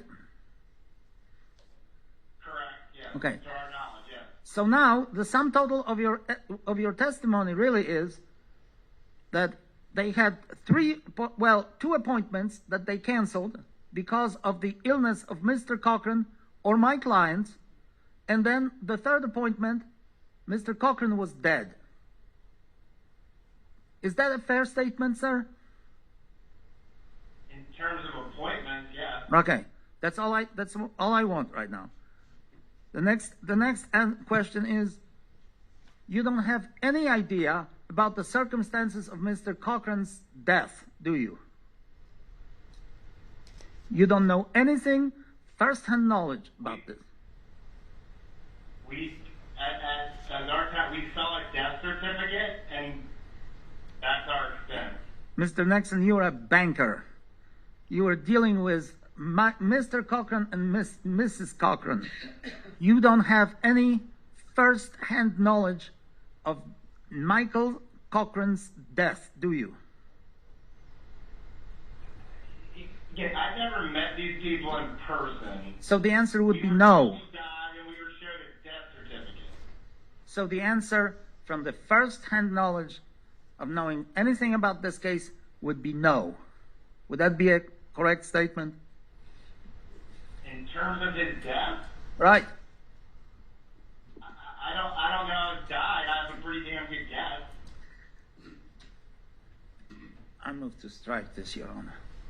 All right, I am going to grant that or sustain that objection. Ladies and gentlemen, please disregard the last answer given by the witness. Continue, please, Mr. Victor. Mr. Nexon, you apparently don't like my client, do you? I think it's been a colossal waste of my time and many others' times in terms of months of going through this. That's my honest answer. It's a lot of time, resources, yes. And that's why you're so belligerent right now, aren't you? I'm not belligerent, but you're being belligerent with me, and I'll answer the question.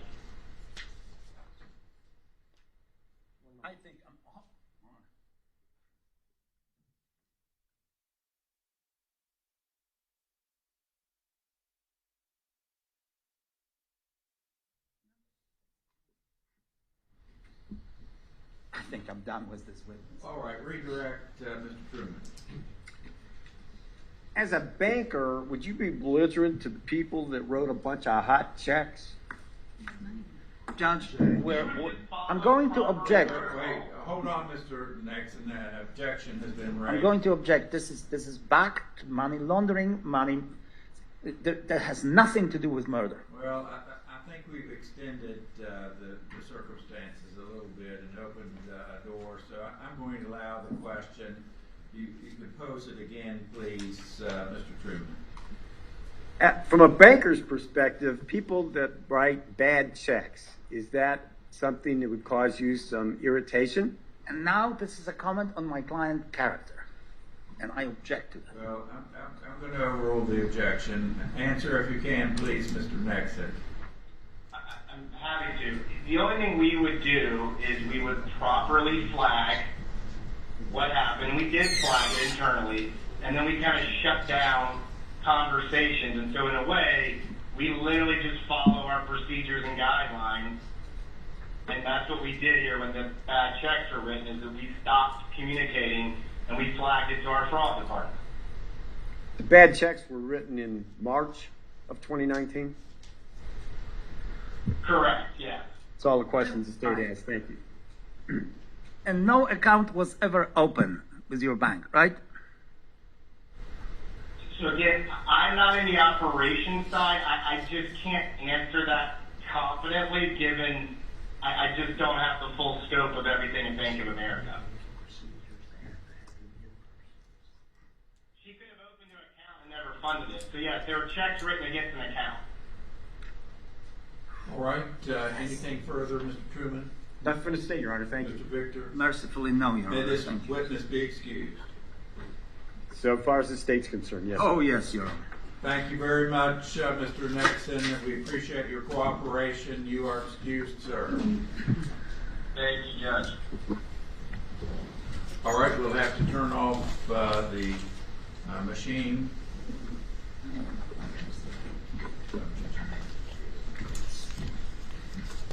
Ladies and gentlemen, we haven't approached the lunch hour too much.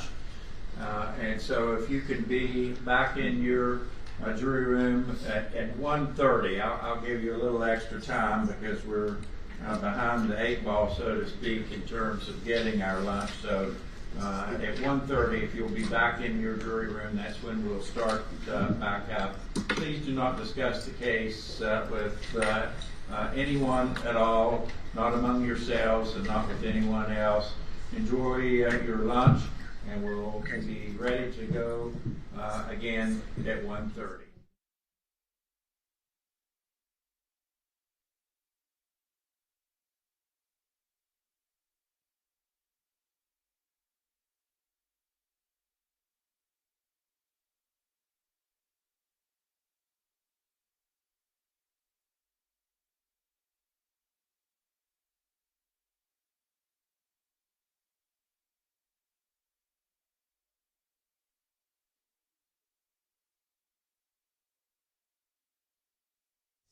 For Mr. Victor. There were all kinds of other documents there on the death certificate. Is that what it was? Well, maybe we better take a look. No, at, I don't have an objection, 4. but I was just concerned if there are any other documents there that have nothing to do with that exhibit. They were all tied in. The extra documents were things that Michael provided separately, like his I see. driver's Okay. license All right. and stuff like For the banking purposes. Yes. Okay. Then no. All right. State's exhibit number 4 will be admitted into evidence. No, I know. It just. We'll break for lunch.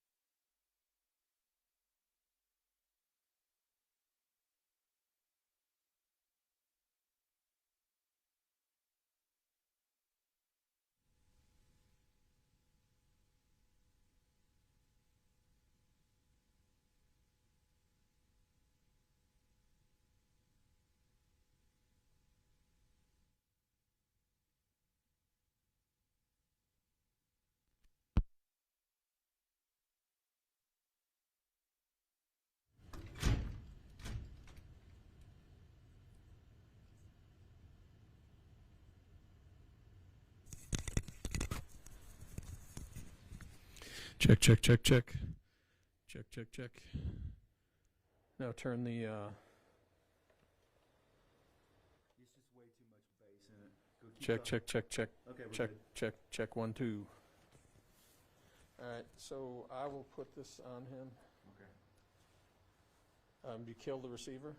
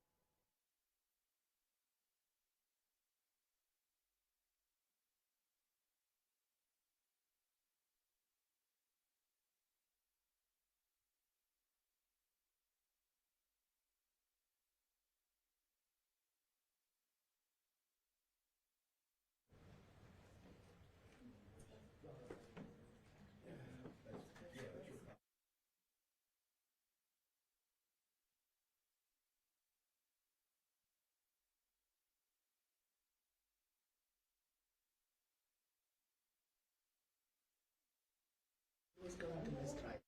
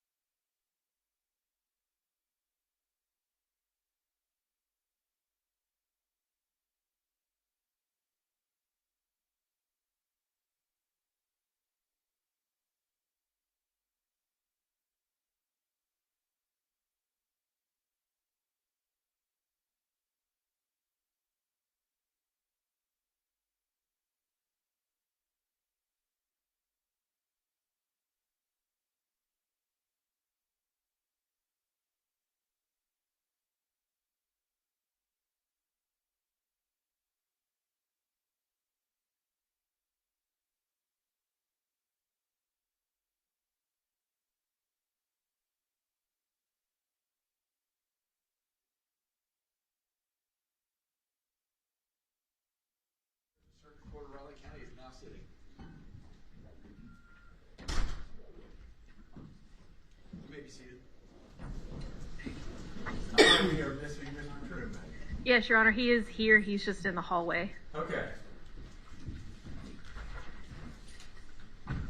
And here he is. All right, let me inquire if there are any matters that we need to take up out of the presence of the jury. Alas, there is. Okay. This morning at about 8 o'clock, the victim's stepfather brought me that. You need to only read the first line. Okay.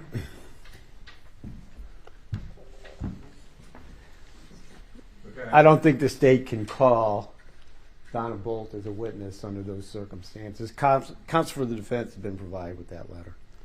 You've seen this? Yes. Victim? Yes, Your Honor. All right.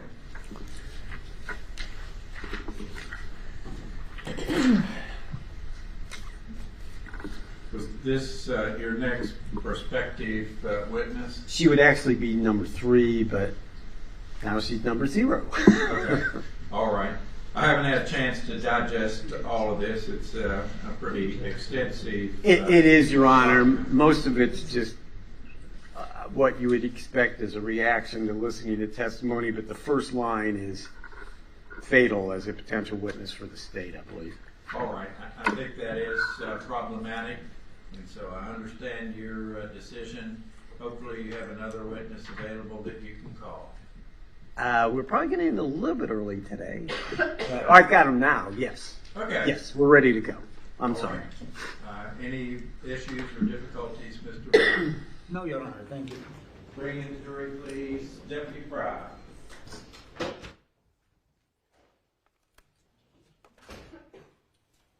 hope it's done searching.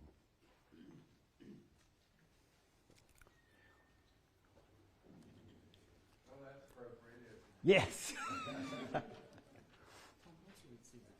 Oh, it's just the text messages between the defendant and the Kerns.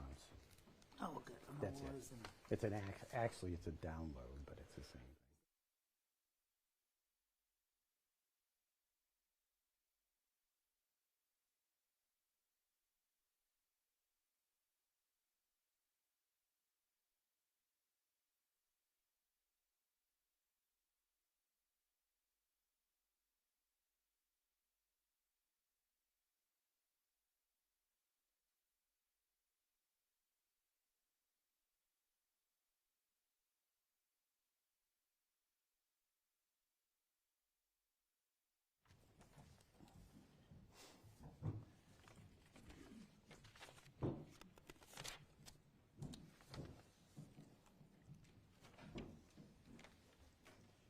This is the actual.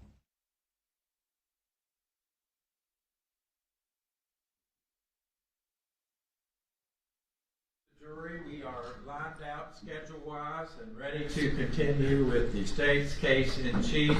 Mr. Truman, please call your next witness. Yes, sir. State calls Joshua Kerns.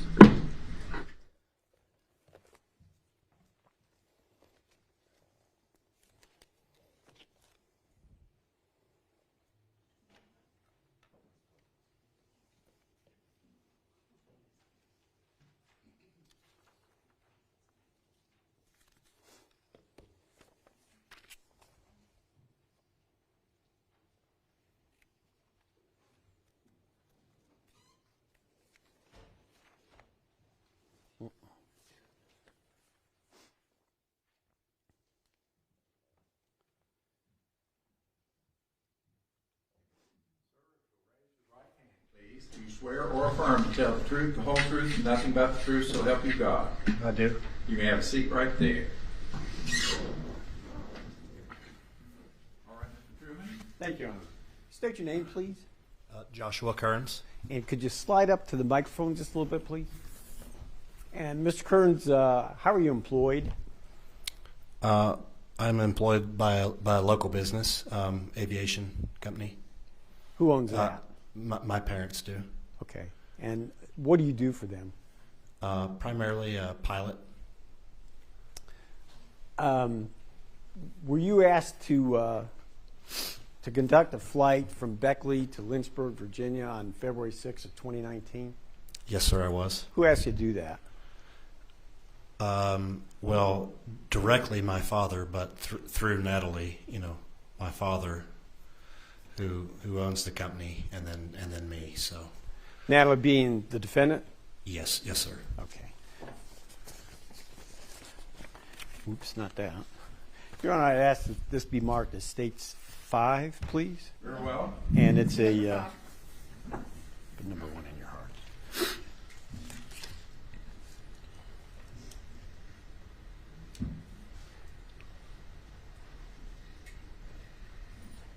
It's a club. Yeah. Could I approach, please? Yes, you may. Thank you. Josh, I hand you what's been marked for identification as States 5. I ask you to take a look at that, please. Okay. You recognize that? I do. What is it? This would be the conversation between she and I. She and I being Natalie, concerning the details of that trip. the trip from where? From originating in Beckley to Lynchburg. Okay. And what time did you receive that text? Or what time was it sent to you? At 6:35 the morning of the trip. Did you respond? I did. I simply said, okay, as in response to her canceling that trip. Okay. What time did you respond? Well, she texted pretty early in the morning. My response was a little bit late. Normally it's a little quicker, but it was at 7:16 that morning, so 40 minutes later. And the original flight was scheduled for what time? I believe, and according to this, at 9 a.m. was the departure time. Okay.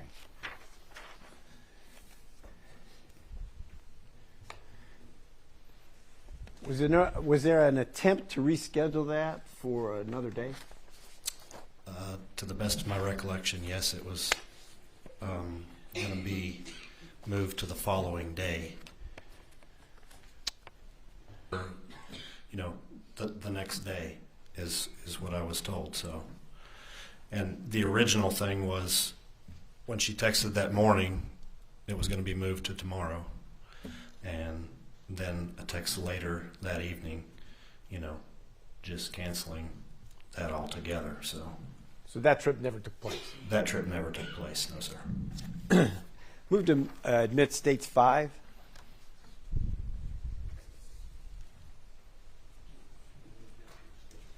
I'm sorry, no objection. All right, State's Exhibit number 5 will be admitted into evidence. State has no additional question. Very well. Cross-examination, Mr. Victor.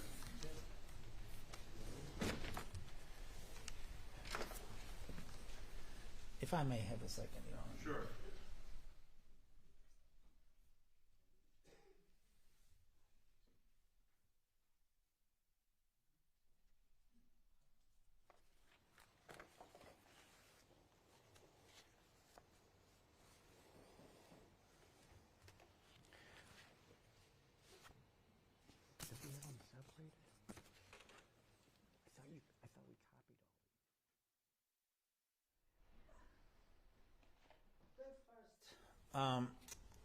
Email that you received from Ms. Cochran, it was very early in the morning. On what day? Well, it wasn't an email, it was a text. Oh, text, right. Okay. What day was it? Date? It was, to the best of my knowledge, it was the morning of the flight. The date, sir. Do you remember the date? Well, no, not right off. I mean, I know what. Yeah, February 6th. February 6th. And that message to you indicated that Natalie was sick that morning. At 7:34 in the morning, she texted you that she was sick. No, she texted me at 6:30 in the morning. All right, 6:30 in the morning. The gist of it is, however, that she was sick and she wanted to reschedule the flight. Yes, sir. All right. And that evening, however, you received the message concerning Mr. Cochran being in a hospital, right? No, sir. No? You don't know anything about whether Mr. Cochran went to the hospital that day or any other day? I'm not sure how to answer that. Okay, well, did you learn from anybody, well, from Natalie? At that time or now? No, at that time. No. During the day? No. On the 6th. All right. So the next day you received the message asking for yet another rescheduling? No, sir. No. Okay. It was the same day. All right, on the same day. So she communicated with you twice, rescheduling a flight to Lynchburg? Yes, sir. Because, as you know, as far as you know, she was sick. Correct. All right. Let me ask you this, maybe outside of the scope of the direct, but you seem to be in a tremendous shape, physical shape. Well, thank you. You were a bodybuilder, sir, right? Yeah, I've been a weightlifter, sure. And you worked out with Mr. Cochran? I've never met him in my life, no, sir. No? You never had any contact with her with him whatsoever? No, sir. Did you know about his bodybuilding? I never met him, so I didn't know him. Okay. And you had no contact with him in any way, shape, or any way, in any shape? I had never seen him, never talked to him. Okay. All right. That's all I have. Thank you. Redirect, Mr. Truman. State has no additional questions, Your Honor. All right. Mr. Kerns, you are excused. You may step down. Thank you. Call your next witness, Mr. Truman. State calls Christopher Davis.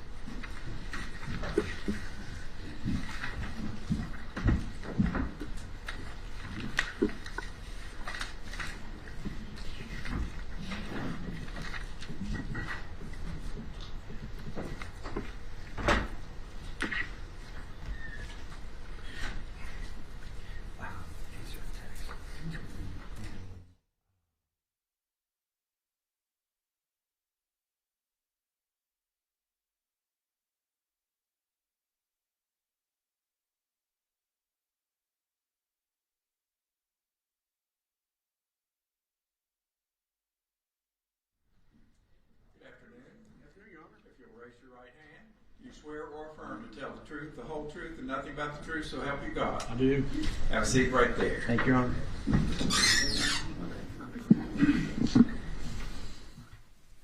right, Mr. Truman. Thank you. Tell us who you are, please, and what you do. Chris Davis. I'm the Chief Legal Officer for Access Health, and I'm also an of-counsel partner in the firm of Wooten Davis, Hustle & Johnson. So by profession, what do you do? I'm a lawyer by profession, yes. Okay. Can you tell us your relationship between you and Michael Cochran? Mike and I became friends around 2011, I believe. Lived in the same proximity. We shared the same interest, coaching. My youngest son was about the same age as his children, was right in between his children, and so we would always see each other, whether it be sporting events and things like that. And so through that, we became, he was one of my best friends because we would coach baseball together, take vacations, really hang out just a lot. Were you also friends with the defendant? Yes. Was that on the same level, or would you describe that differently than your relationship with Michael Cochran? I mean, it would be a different relationship because Natalie and Jennifer were closer friends, just as Mike and I were closer friends, and I would assume that would be the same. On the other side, Jennifer was closer to Natalie than she was with Mike. We would obviously do things together as a family, but Mike and I would do things separately, whether it be games, etc., and Jennifer and Natalie would do the same.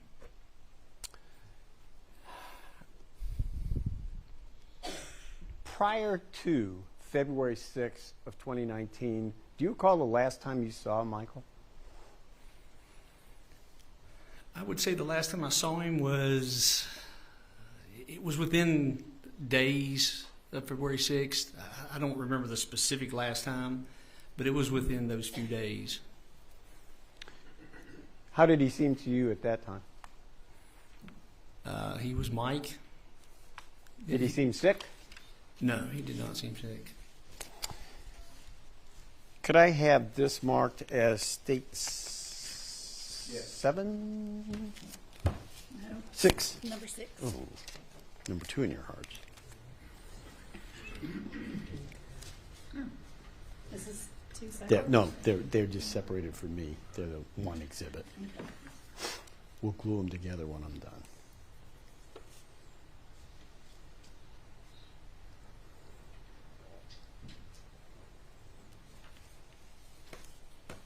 Thank you.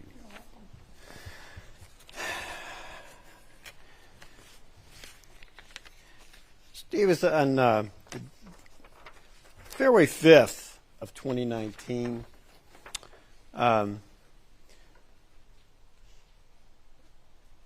did you and Michael Cochran exchange text messages? I'm sure we did. You're sure you did? Why? Because we would probably text each other about every day.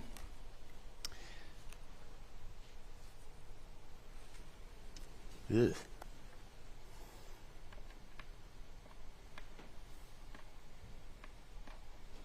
Is that showing up on your screen? It is. It is now. Thank you. Take a moment and review that, please.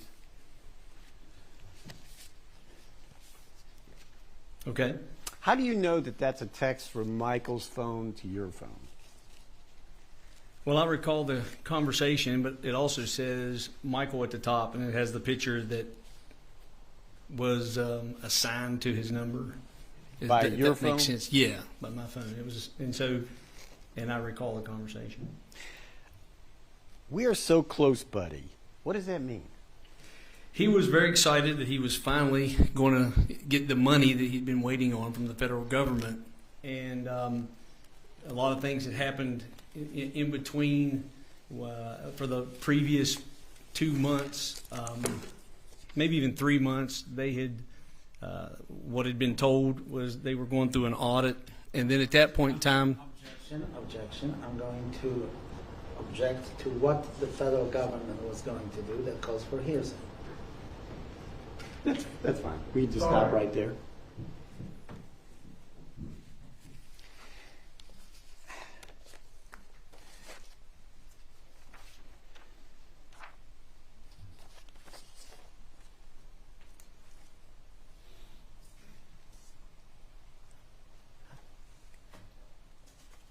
Now, this is a text with you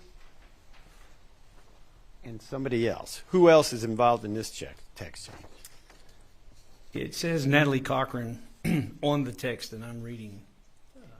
But there's someone else on there as well. It looks like it says 2 people, and unfortunately I can't see the top of that. Would a good guess be Jennifer? It probably would be. Okay. There's a reference in here. If you could explain that to us. The Smith house? What's that about? Yes, they. Your Honor, I was. I'm going to object. This so far seems to be the financial case retried. What's the relevance of all of this? I understand what you're saying, but I'm going to allow the state to proceed. The objection's overruled. Tell us about the circumstances where this text came to pass. So what had happened the year before in 2018, I don't know the exact dates of when they purchased or were attempting to purchase homes at Flat Top Lake, but Mike and Natalie were, because I was not a part of that transaction until the gist of what happened in the text, but they were purchasing homes at Flat Top Lake from the Smiths. I'm not sure both homes were from the Smiths. My understanding, they bought a home for themselves and a home for Natalie's parents. And they were purchasing homes at Flat Top Lake because of the issues with their company with not receiving their funds from the government. The government was shut down. There was an audit that was ongoing, is what I believed and was told. But because they weren't getting any money, what was happening? To any testimony based on hearsay, Your Honor. All right. Well, he said that's what he believed, and I think that's good enough. And perhaps we can stray from what he was told, but he indicated what he believed, and I'm going to allow that. The objection's overruled. For our purposes today, what was your involvement in the Smith house? They were going to let the houses go back. It's not necessarily a repossession, but ultimately because the contract wasn't fulfilled and they weren't buying the homes, these pieces of real estate, they were going to let the Smiths take the homes back. And the idea was, what will it take for them just to take the homes back, because she didn't want the houses anymore. And you helped with that? Yes, Robert Dunlap represented the Smiths, and there was a resolution document that I believe he prepared. Not really for sure who prepared it, but there was a resolution document that ultimately got resolved. It didn't happen at that point in time. It happened later after Michael passed, but that's what that's referencing. And you were part of the negotiating of that, or resolving it? Resolving it, yes. Okay. Let's go to the 6th of February.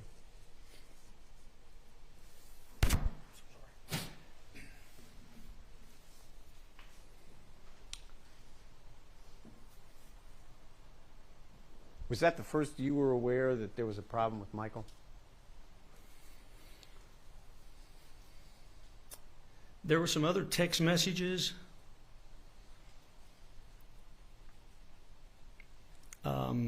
between Natalie and I, and then there was a message from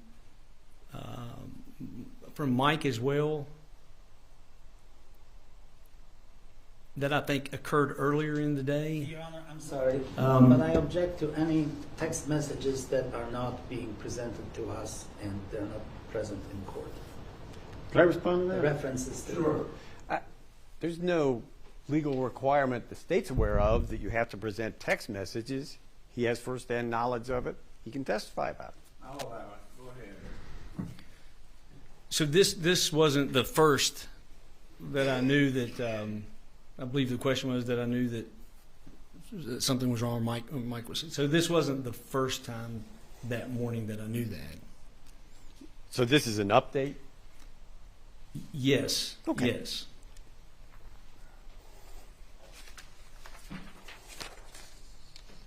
Now, by 103, you were asked a question. Take a look at that. Yes. Had you noticed any odd behavior from him? I had not. And actually, that's in my response. He hasn't been around.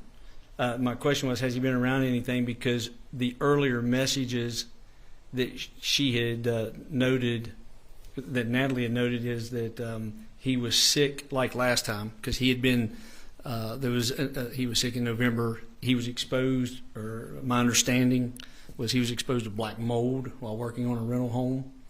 And so that prompts the question, has he been around anything mold? And then into the supplements. Did Michael express to you that he was sick because of mold exposure? Or did that come from another source?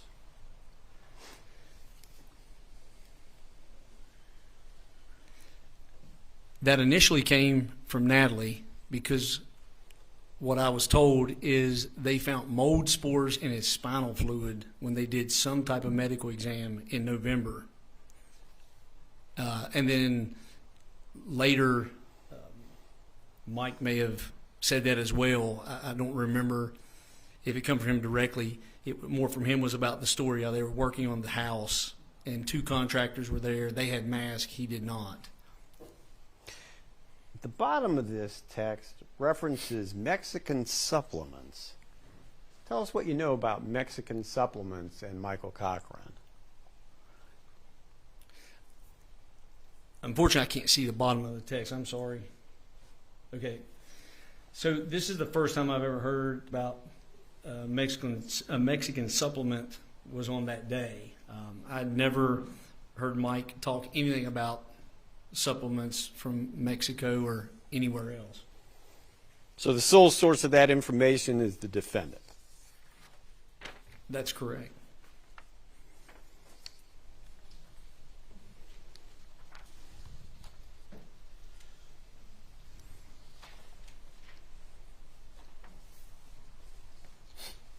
Excuse me. Take a look at this one from about 1:15. I apologize. On my screen, the first thing I see is 1:18. I'm so sorry. Or 18. Yes, that's right. Okay.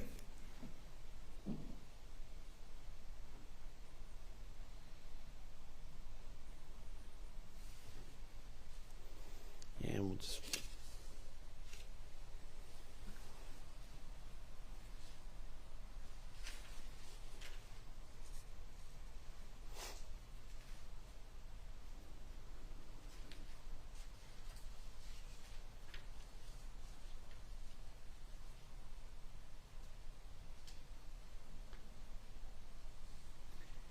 I'm sorry, yes.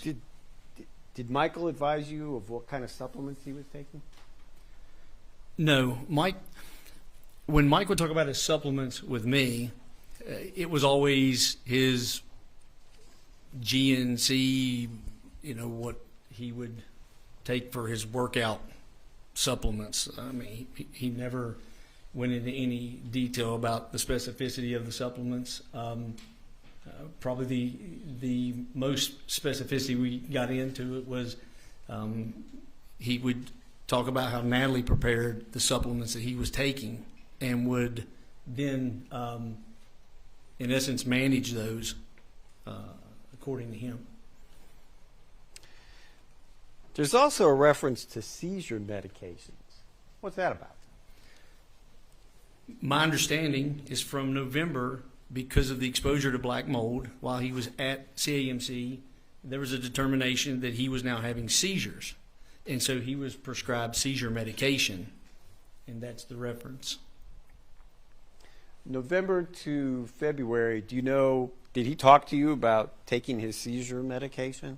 He talked to me about his, yes. He talked about the seizure medicine to the extent he was working on his pilot's license, and that was something he really wanted to get. It was also something that he wanted to do in the future. And we talk about the seizure medicine, how he said, well, you know, I'm not going to be able to fly, I'm not going to be able to do this, we would actually have a lot of dialogue about that, because I'd encourage him. Obviously, I'm a pilot, and that was something that we were going to do together, and he'd enjoy it. And I would remind him and tell him, no, you'll still be able to fly. You may have a medical restriction or something like that, but you'd be able to fly. So we did discuss these seizure meds.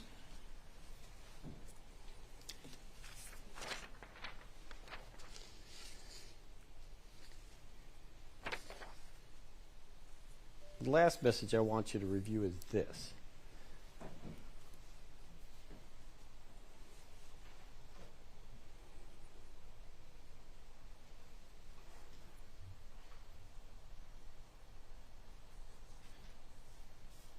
Yes. There's a couple things that came to your attention in this, one of which is the defendant reported to you that about his condition at the time. That's correct. And then she informs you that he wet himself. Prosecutor is leading. That's fine. All right, perhaps you could read. That, Your Honor, we're good with that.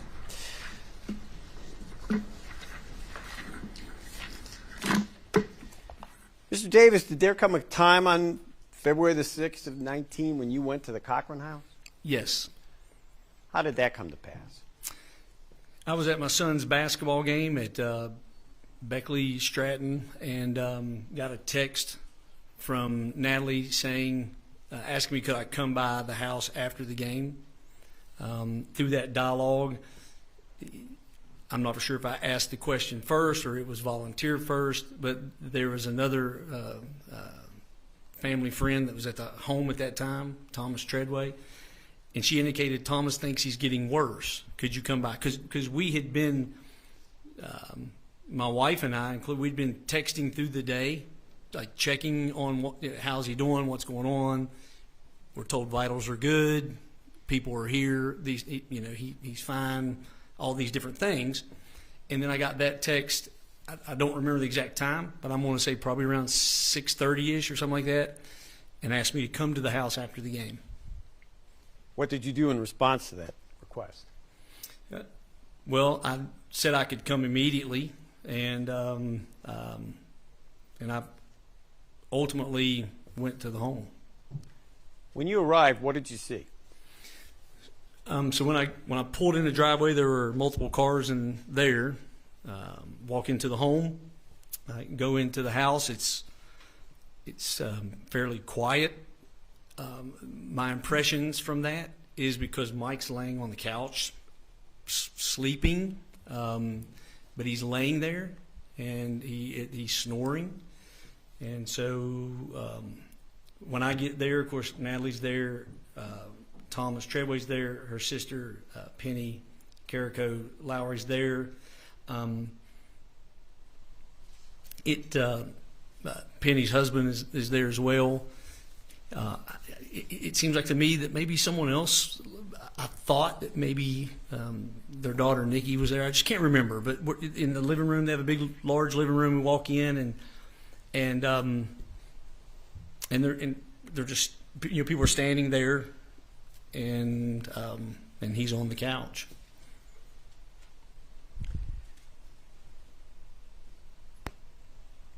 What did you think should take place at that point?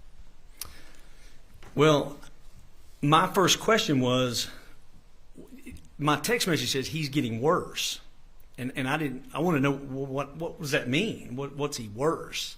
So I asked. It was kind of everybody was whispering. Because he's laying there and it's like, hey, what's going on? How's he worse? Well, he's just not responding. Okay. And so I go over to him.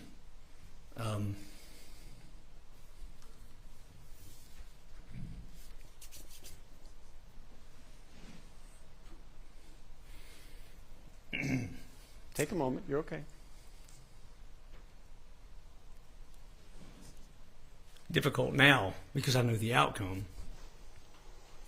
When you went to him, what did you do? So I go over to him, and I'm like, hey man, you need to wake up. Kind of shove him, wiggle him a little bit. We were told that Natalie had told us, because that's who it specifically came from, that he had fallen and hit his head earlier. So I'm actually looking for, like, do I see anything? And we've been told about this seizure that he supposedly had, and I don't know what happens when you have a seizure, the outcome, or so I'm just looking. So I'm trying to kind of nudge him, wake him up, shake him. Hey man, you need to get up. You need to get up. Hey buddy, you got to talk to me. And he's just laying there, and it's he's non-responsive. He's just laying there. So at that point in time, I was just kind of looking at his face. I was worried about his head, and I asked, does he have a knot on his head? Is there anything on his head? Because he's laying on his back, so he's laying on his head, So I asked, is there a knot? Is there anything back there on his head? And I believe the responses were no. I'm looking like in his nose and like his ear to see if I maybe see blood or anything. Mike didn't like anybody to touch his face, and not that I'd have any time to touch his face, but I knew he didn't like people touching his face. And my understanding was that when he was younger, there was a fire and whatever the case. But so I tell him, and I'm like, hey man, I'm going to touch your head. If don't hit me, because his arm. I'm like, don't hit me, and it was almost like not. I think we may have, almost like kind of smiled and laughed, like, hey, because it's Mike. I'm like, hey buddy, don't hit me. I'm gonna touch your head. And so I reached down and I looked in his eyes. I'm not really for sure what I was even looking for. To be honest, I was really looking for like maybe trauma, blood, or something. And his eyes, they were fine. They weren't rolled, they weren't rolled back or anything like that. But anyway, and so after that, Thomas is standing there too, and Thomas does a sternum rub on him, where he took his knuckle, rubbed his sternum, and I just remember saying, man, hey buddy, I'm gonna take you to the hospital. I'm gonna take you to the hospital. So you gotta help me here. Are you okay? What's going on? Are y'all, And so no response. At that point in time, I went down to his feet. My father had a massive stroke years ago, and I just remember the doctors told us then. About statements by doctors, about fathers, I object to that. I'm going to overrule the objection. You can continue, Mr. Day. Thank you, Your Honor. So ultimately, I go to his feet and like rub the bottom of his feet, because my understanding, if you were to do that, how the feet respond, the toes respond, can indicate something, a brain injury or a head injury or something like that. And I remember that because of what my dad went through. So I did that on both of his feet, and it was clear that something was wrong. And I was like, he's got to go to the hospital, and he's got to go now. Did you enforce that command?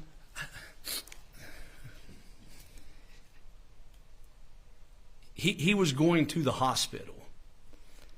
And so I don't want to say I enforced that on anyone, but I remember a question is, you really think he should go? Yes, he needs to go, and he's going to go now, and I'm going to take him.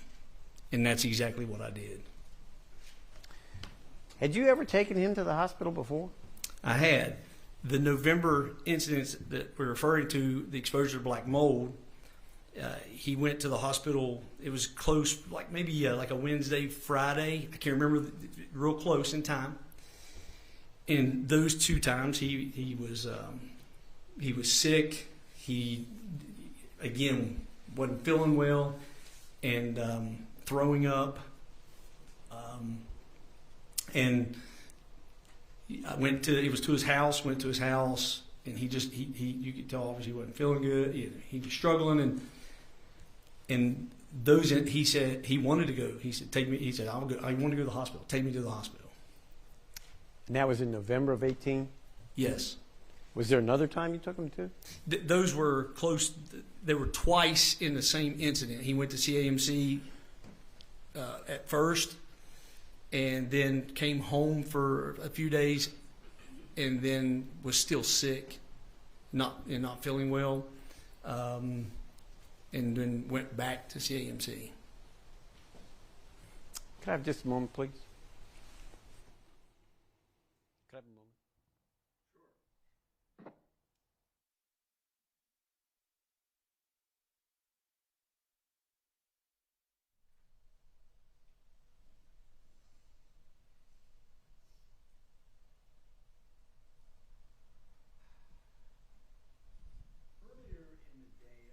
February the 6th of 2019. Had you been at the Cochran house? Yes. On my way to work, my wife had me drop off a flu care package is what I thought it was, because we were told that Natalie was sick and not feeling well, and I don't remember the time, but I went.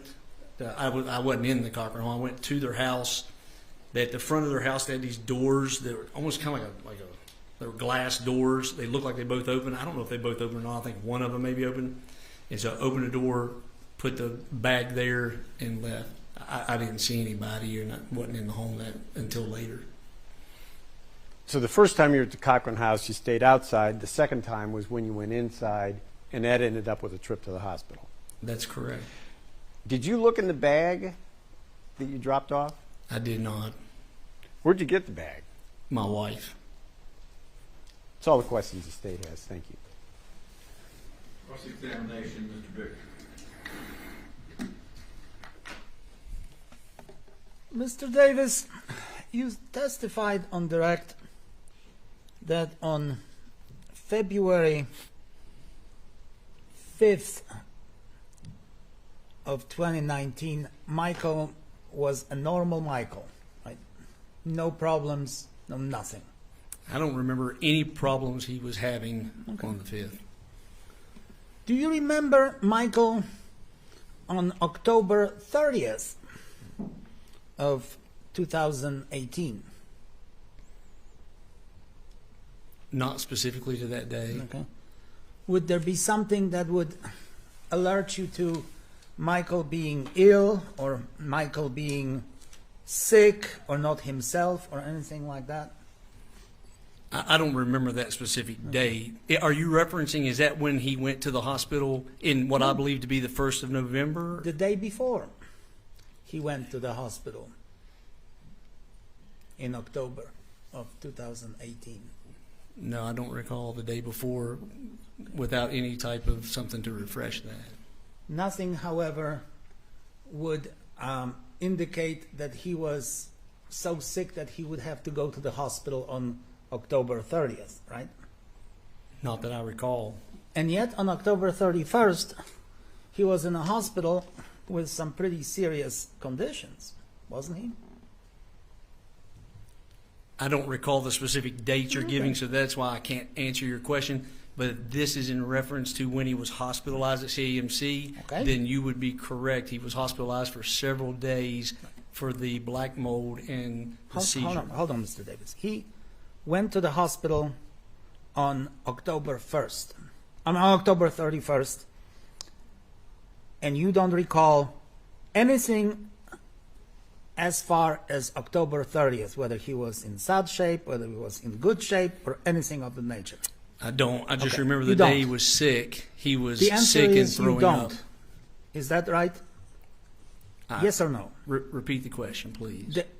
The question is, you don't recall whether he was good, bad, indifferent, or whether he felt bad, or anything of that kind. Yes or no? The day before he went to the hospital? That's right. I don't recall the day before he went to the hospital. But then he went back to the hospital on November the 2nd. Do you remember how he behaved on November 1st? Yes, he was.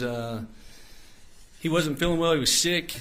the days between when he went to CAMC the first time, He was sick that day? and he came home, and he was home and sick for the next 2 days, whatever that day is, and then And that's why he went went back to the hospital. the second time. Correct. Okay. And you said that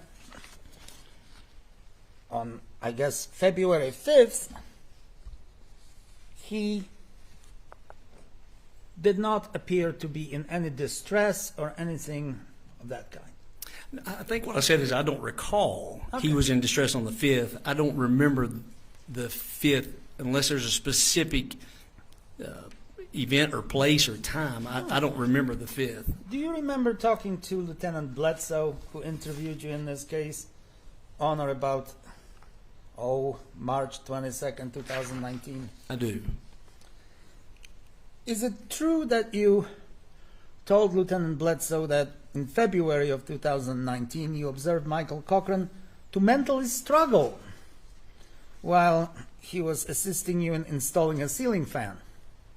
Remember that? I don't remember the statement specifically, but I do remember the event. We were putting a ceiling fan up in my house, and he would do the wiring. I asked you, Mr. Davis, please listen. I asked you whether do you remember that conversation with Lieutenant Bledsoe? I don't remember the specific conversation with Lieutenant Bledsoe. Do you remember? Well, all right. Is it true that in February of 2019, Michael Cochran was struggling mentally and was not feeling good? He was stressed, waiting on his money. I didn't ask you that. And I so asked you whether I don't. yes or no, sir. Did he act mentally? Did he struggle mentally?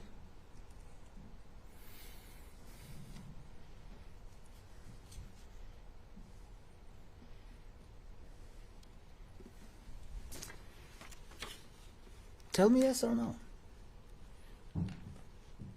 I believe that, again, he was definitely struggling because of his stress. I didn't and ask what you was why, going on. sir. So I do believe he was Your struggling Honor, mentally. Your Honor, I'm sorry. Please instruct the witness to answer my question. I think he did answer it towards the last. So let's move on. Did he appear sick to you? No, he didn't appear sick. Okay. You observed him as having outbursts of stress and anger that wasn't like him. True? That's what you told the officer, isn't it? I don't recall what I told the officer and what you're reading from, but if I told the officer that would probably be true. And because, again, he was very stressed. Okay. Did you have any knowledge of Michael Cochran taking any type of supplements or any type of steroids or anabolics to further his bodybuilding physique? Mike took supplements. He did not, to my knowledge, take steroids or anabolics for that purpose. Okay. It was generally workout supplements is what he referred to. He took supplements. And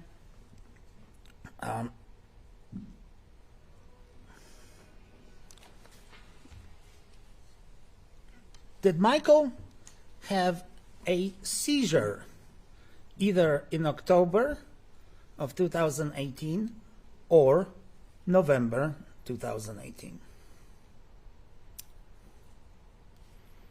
I don't recall. I don't think so. I was never told that. But on November the 2nd of 2006, he went to the hospital with the conditions eerily similar, if not identical, to the conditions that you saw him in on February the 6th. Would that be a case, sir? I didn't know Mike in 2006. I don't know I any mean, on incident. 2006. I'm sorry, sir. In 2018, on November the 2nd, he went to the hospital with the same or extremely similar conditions that you found him in February of 2019. No, he did not. No, he did not. Because in February of 2019, he was unresponsive. In November of 2018, he was talking to me, vomiting, and participating in wanting to go to the hospital. So they were two different. So if there was testimony that he was sleeping in the hospital, perhaps under some type of anesthesia or some type of medication, that would not be true? Or would that be true? I don't think I understand your question. When is he sleeping in the hospital that In you're referring to? November of 2018, when he is in the hospital, between November the 2nd and November the 6th, there was a time when he was asleep in the hospital. Do you remember that time? You were there with him, I presume. I'm sure he was asleep when he was in the hospital. I don't remember any particular time that you're referencing. When he went to the hospital, they treated him, and was he in the hospital and treated at some time and sleeping in the hospital? I think that's probably true. Now, was he sleeping in some form of induced coma, or was he in some type of under some type of medication? Do you know? I have no idea. Okay. I know that he goes to the hospital, they admit him, and they're treating him, and he is in the hospital. And then they tell you, because you told the police officer, that Michael, well, let's start with that. Michael is combative, right? Michael doesn't want to be in a hospital. Yeah, he doesn't want to be in the hospital. Are we referencing November?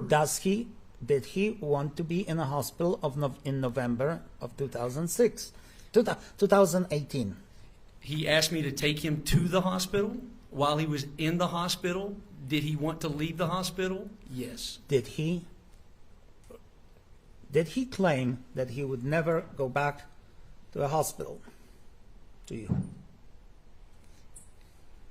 Over the 10 years I knew him, he probably claimed several times he didn't want to go back to the hospital. Now, you learned that Michael may have had a mass on his brain, didn't you? That's correct. That's what we were told while we were waiting in the hospital in November. Okay. And then the diagnosis was somewhat changed to the swelling of the brain, correct? That's probably correct. I don't remember that specifically. We didn't have interaction with the doctors. We're being told these things. So I just don't remember that specifically. But you learned that Michael had a whole series of extremely serious medical conditions as he was discharged from the hospital. No, my understanding is that he had seizures. He was exposed to black mold, and through that they determined he has seizures, and he was placed on medicine. That's the only medical conditions that we were ever told. All right, let me ask you this. You learned that he had encephalopathy, right? Brain swelling. Did you or did you not? I don't recall that diagnosis, You don't recall. but I would Okay. defer to Do those you- medical do you- records. If you don't and if they recall, say it, then I believe Mr. it Davis, exists. Your Honor, Mr. Davis, I asked you a simple question. Do you recall being told that Michael had encephalopathy? Do you or don't you? I was never told his diagnosis. Okay. No, any diagnosis? Other than he had seizures and was exposed to Okay. black mold. Okay. Were you told that he had seizure-like activities? Were you or not? I was told he had seizures. Okay. I wasn't told in your Yes word. or no, he had- sir? I'm answering your question. You Yes said that or no? he has seizure-like Yes or no, Mr. activities. Davis? And I've Your never Honor, was told he had please seizure-like instruct the activities. witness to answer my question. Mr. Victor, pose the question, please. Did you learn that he had seizure-like activity prior to going to the hospital, Mr. Davis? Yes or no? Going to the hospital in November? Yes. No. No. No. All right. Did you learn that he had conditions such as urinary retention, chronic sinusitis, confusion, brain swelling? Did you learn about these conditions? No. No. Okay. So if you told Lieutenant Bledsoe otherwise, that would not be true, right?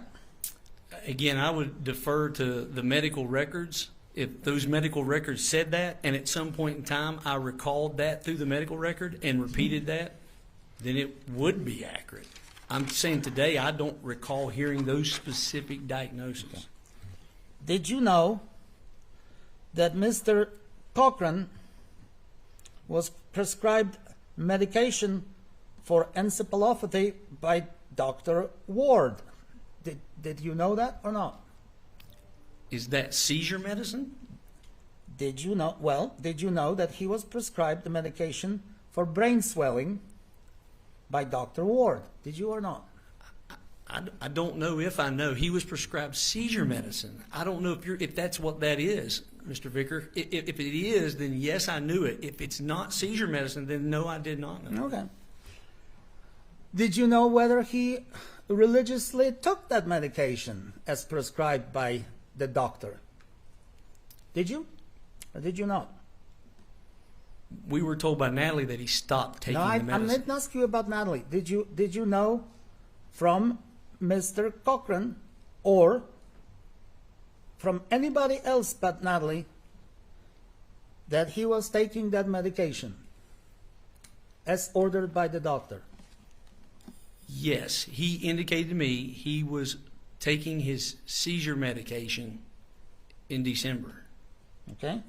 How about January? He never specifically told me he was taking it or he was not taking it, and that our conversations were more about flying as it related to the seizure medicine. Prior to February the 6th, you were advised that Natalie Cochran had a flu and she was sick. Yes or no? On February, yes, prior to February 6th, she was sick with flu-like symptoms. Flu-like symptoms. And you were also advised that Mr. Cochran was sick that day. Yes or no? On February 6th? Yes. Okay. As you sit here today, you do not know what caused Mr. Cochran's condition on February the 6th. You have no personal knowledge of that. I have no personal knowledge. Now, did you know that he was taking a whole slew of medications, other such as, for example, Keppra? Do you know what Keppra is? I have no clue. And I knew no medicine that he was taking other than when he would reference seizure medicine. Outside of that, I didn't know of any other medicine he was taking. Did you know that he was diagnosed with an acute respiratory failure, sir, when he was in the hospital? I think we were told by Natalie he had that. How about convulsive status epilepticus, epilepsy, perhaps? Did you know that? I don't recall ever hearing that from anyone. So if those were the diagnoses from the hospital in February of 2019, you wouldn't have any reason to debate the knowledge of the medical experts. You're correct. I don't know what the diagnosis was. Okay. Now,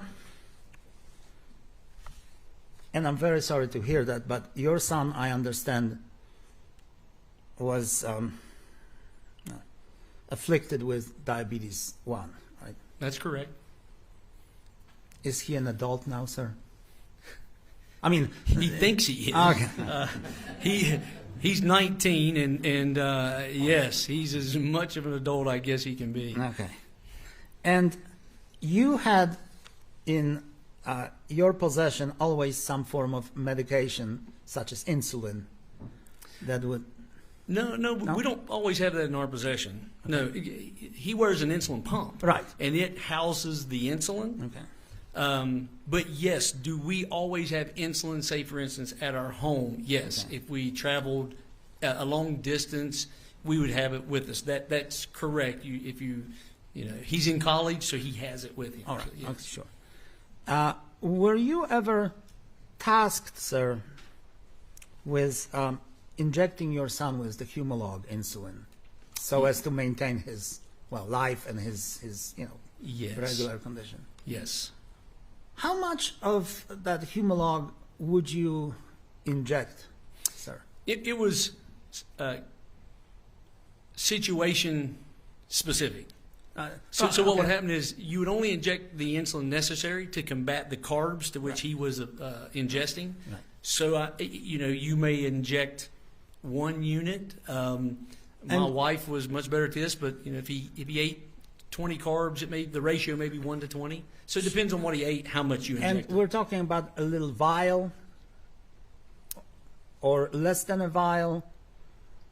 For a 1 injection? Right. Oh, it could be, if he, like I said, if he ate crackers, you may only give him 3 units. And 3 units would be, I'm holding my hand up because I'm envisioning the needle. Right. 3 units would be small. How about, did he ever need more than 3 units? Oh, absolutely. And again, that's how much? situational specific. Well, all right. What was the largest amount of Humalog that you ever injected, you or your wife ever injected into your son's body? Well, show us. This much, that much? I couldn't answer that because 10 units, 12 units?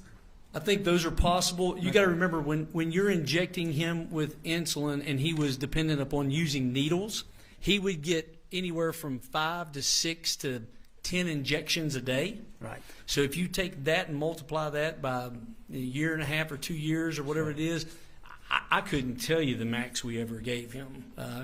Nor can I tell you the minimum we ever gave him. Tell me what a unit is, just for... It is. Is it in milligrams? Is it in nanograms? Is it in decagrams? What is it? I have no clue. Okay. It's a little line on a needle. Okay. So I have no clue how it's rated. And how did that Humalog react? After about 15 minutes? After about 20 minutes? It would. I don't know the reaction time. Uh-huh. I know that what we tried to do was to determine what insulin he was going to need and try to give him a shot 15 to 20 minutes before he would eat. Right. Because it was the fast-acting insulin. Mm-hmm. And so,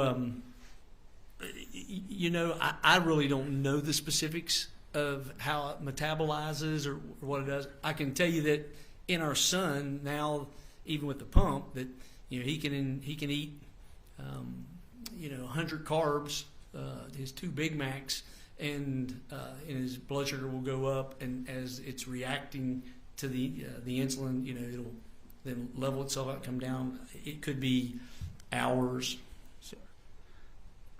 He never dropped on the floor or dropped unconscious after you injected him with a Humalog, did he? Oh, praise the Lord, no, he did not, because it was administered to him correctly.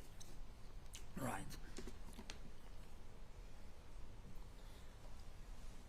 I note, like with the other gentleman who testified here earlier, that you were in phenomenal physical shape. You flattery gets you nowhere, Mr. Victor. You must be working out, Mr. Davis. I don't work out, but I appreciate the compliment. Have you ever worked out with Michael Cochran? No. No? No. You've never participated in any, sports events that would require pumping iron or... No, we never pumped iron together. Okay. But you know that Michael Cochran was a bodybuilder. Did you know that? He was in great physical shape and took care of his body. I didn't know him to ever participate in bodybuilding. Okay. So to say he's a bodybuilder, but Mike was in great shape. But he participated in the Toughman contest? Yes, he did. And won. And winning? Yes. All right. He also participated in what is it, track pulling competitions or something like that?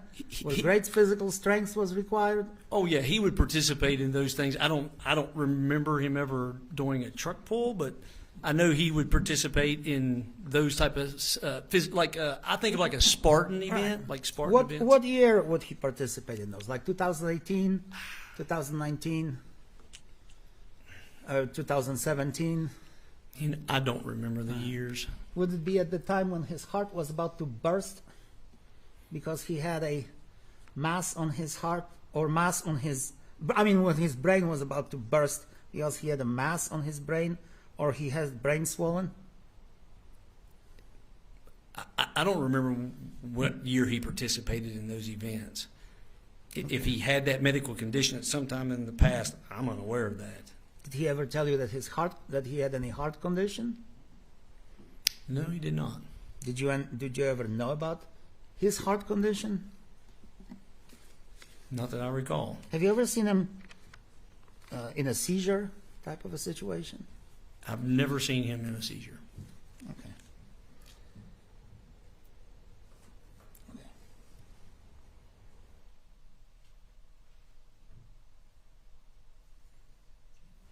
When you went to Ms.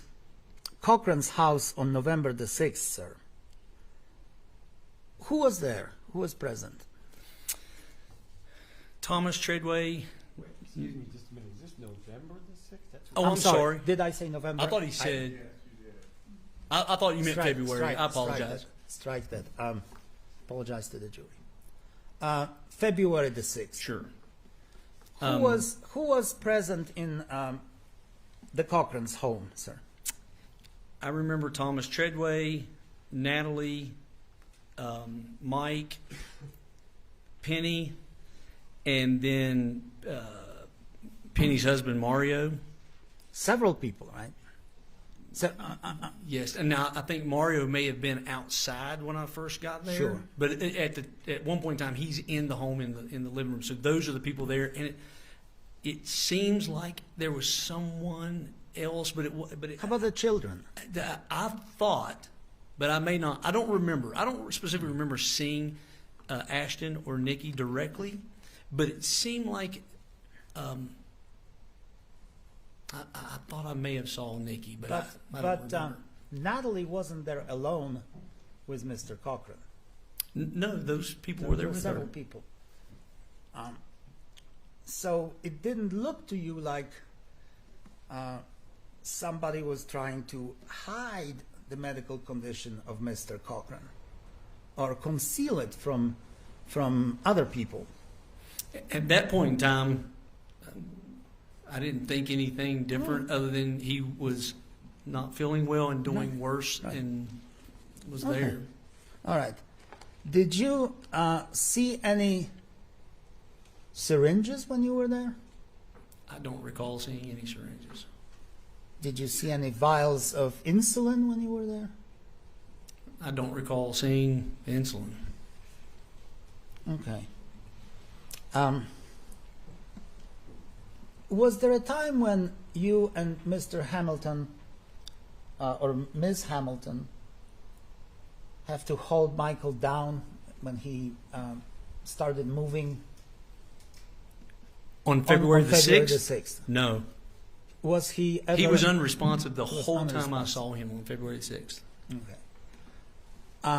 And in November, you had to do that. In November, when he was in the hospital, in November, you had to do that, right? There was a time in the November events that, yes, when he was in the hospital, he was in the bed, and it wasn't just me and Mr. Hamilton. I think Jonathan Bowen was there. Jason Bowen was there at that time. He was one of their contractors. And he was in the bed, and I remember we were, in essence, holding him down to try to say, look, you have to stay in the bed. Did you? I presume you, in that friendship that lasted, some nine years or so, you had more than enough opportunities to eat meals with Ms. Cochran, Mr. Cochran, have dinners, lunches, and whatnot. Was he ever? Did you ever observe for him to use any medication with his meals? Supplements, steroids, anything of that kind? Well, I can answer the last part of your question. Okay. I never saw him use a steroid or anything like that. Did he ever take supplements while we had meals over the last 9 years? I don't. I'm sure that after a meal or during a meal, I probably saw Mike take medicine, whatever that would be for a headache or whatever. We had a lot of meals together, and so I just don't recall. But it's possible that I did see him take something after a meal. Did you ever notice that Mr. Cochran had his own place where he kept his own medication in the Cochran's home? No, I don't recall ever seeing where he kept his medication. Did you ever have Natalie Cochran keep the insulin for your son at her home? No, there'd be no reason for her to keep my son's insulin. I understand that she was allowed to pick up her insulin for your son because your wife, and I presume you, trusted her so much with the insulin that she could give to your son. Well, she never gave, to my knowledge, insulin to my son. Mm-hmm. Whether or not she could pick up the medicine, that my wife would know that more than I would know that. I don't know. I mean, if there's an authorization that says she's allowed to pick it up, then that'd be true. Okay. But she never gave, I don't recall any time where Natalie ever gave Gavin insulin. What was the, and again, I'm not going to say absolutely anything negative about your son or anything like that. I'm just going to ask you whether your son and your family had a plan for treatment of the diabetes if you and your wife were not capable or not able to give him the medication that he needed.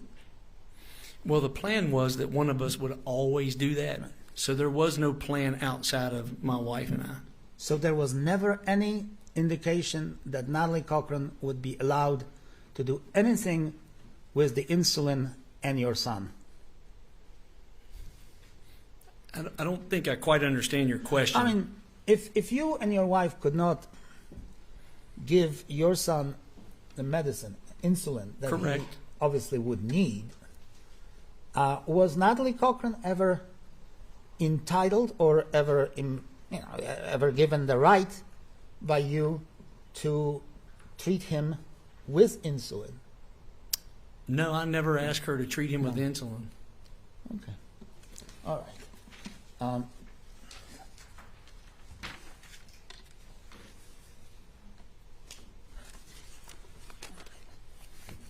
That bag that you left at the door of Mr. and Mrs. Cochran, that you didn't look inside, do you know if she ever found that bag, or whether she ever looked inside, or whether she ever used the contents of it? Is she, are we referring to Natalie? Well, Miss Cochran. Okay. Do you know? I know First the bag. hand. First hand. The bag was not there where I left it earlier in the day when I returned. What happened to the bag? I have no idea. Okay. All right. If I may have a second.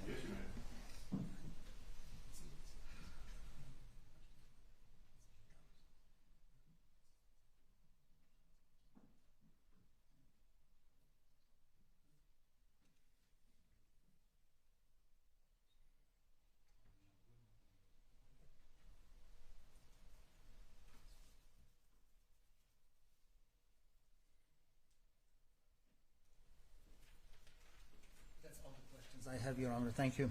Very well. Redirect Mr. Truman.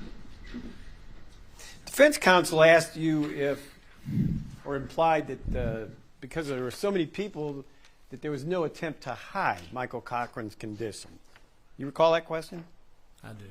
Not only did she not try to hide it, she sent this picture to a whole bunch of people, including Jennifer Davis, correct? Correct.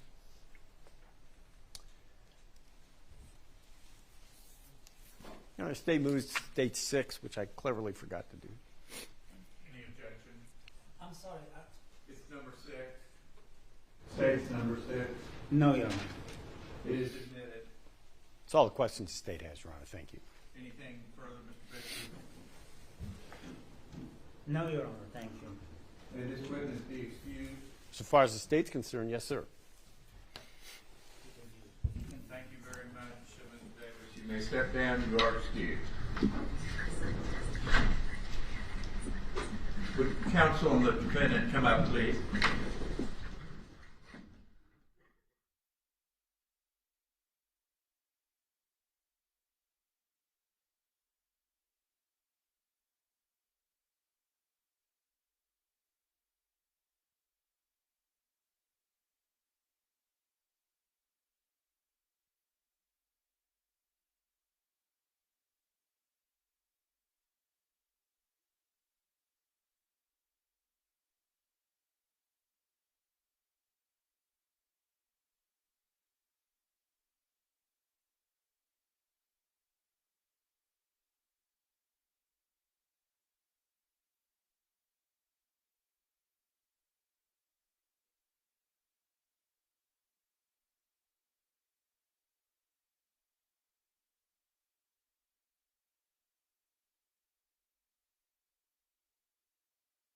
Your Honor, Your Honor, I'm sorry. We need to remove this picture. He's getting it right now.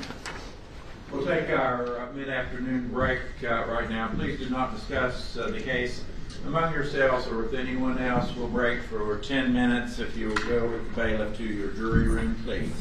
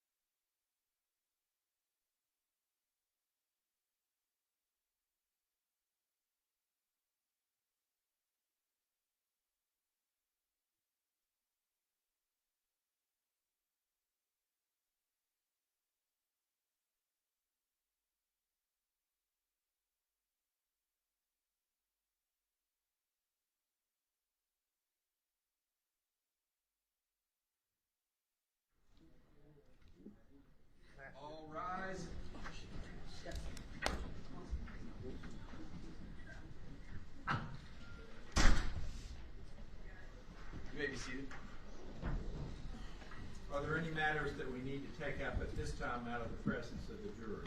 Nothing from the state, Your Honor. Thank you. Nothing from the defense, Your Honor. Very well. Bring in the jury there. Okay.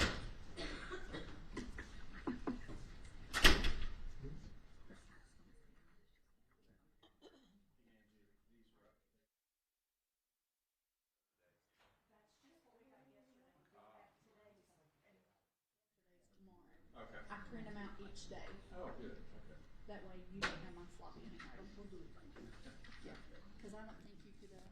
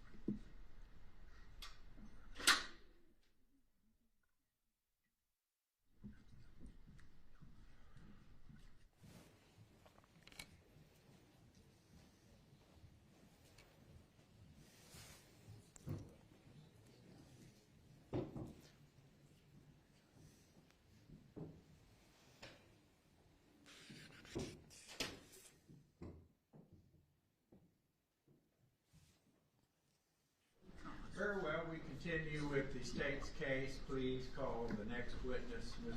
Truman. Your Honor, the state calls Glenda Eply.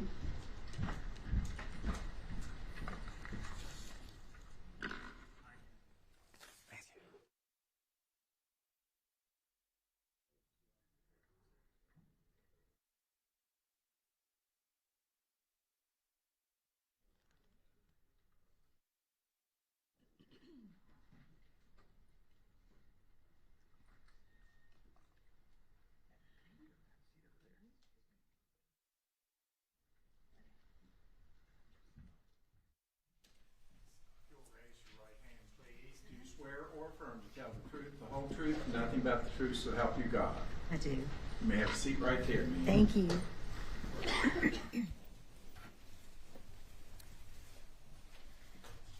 All right, Mr. Truman.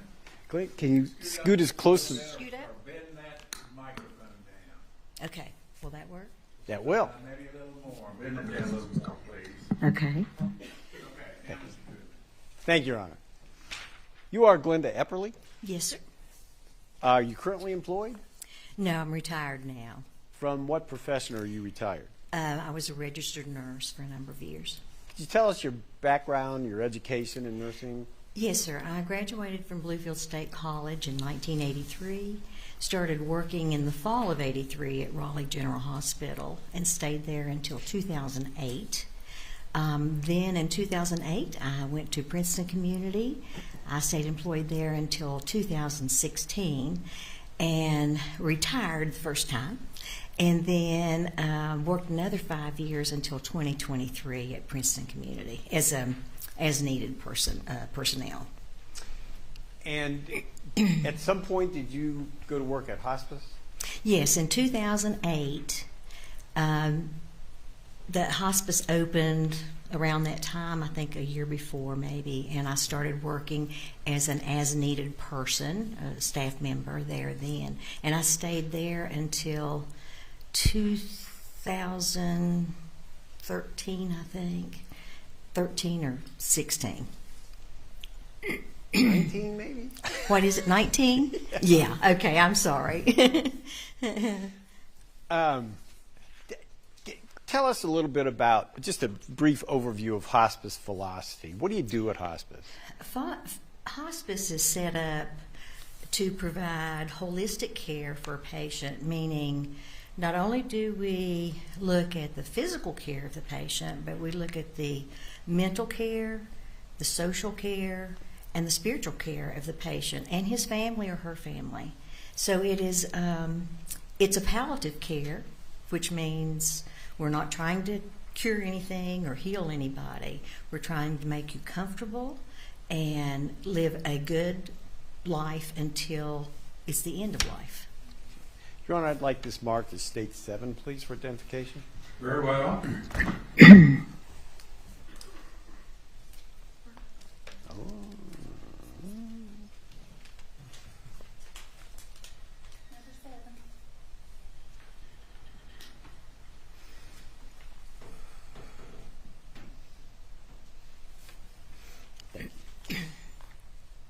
Separately, hospice is a medical facility, is it not? Yes, it's a medical facility, but it also has a home side component, meaning we have staff that service the patients in their own home. And at Bowers House, we have a 12-patient inpatient facility. Do you keep records of what transpires, like normal medical records? Yes, they're electronic medical records. They're what? Electronic medical records. Okay. Should I approach you? Yes. Thank you. Hey, what's been marked for identification is States number 7, if you could review that, please. Okay.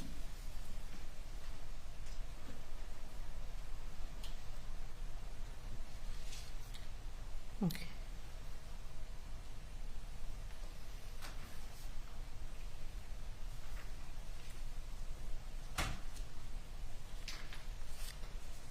In general, the documents you're looking at are, what do they consist of?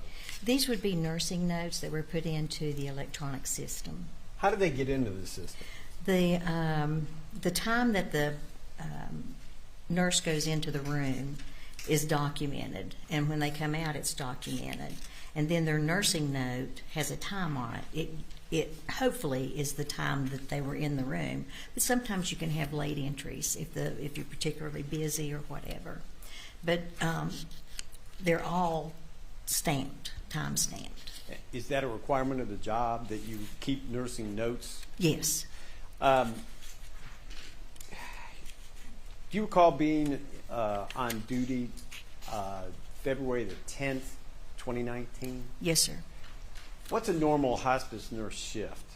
Well, we have 2 shifts. They're 12-hour shifts from 7A to 7P and 7P to 7A. And on 10th of February 2019, which shift were you working? I was working the evening shift, 7P to 7A.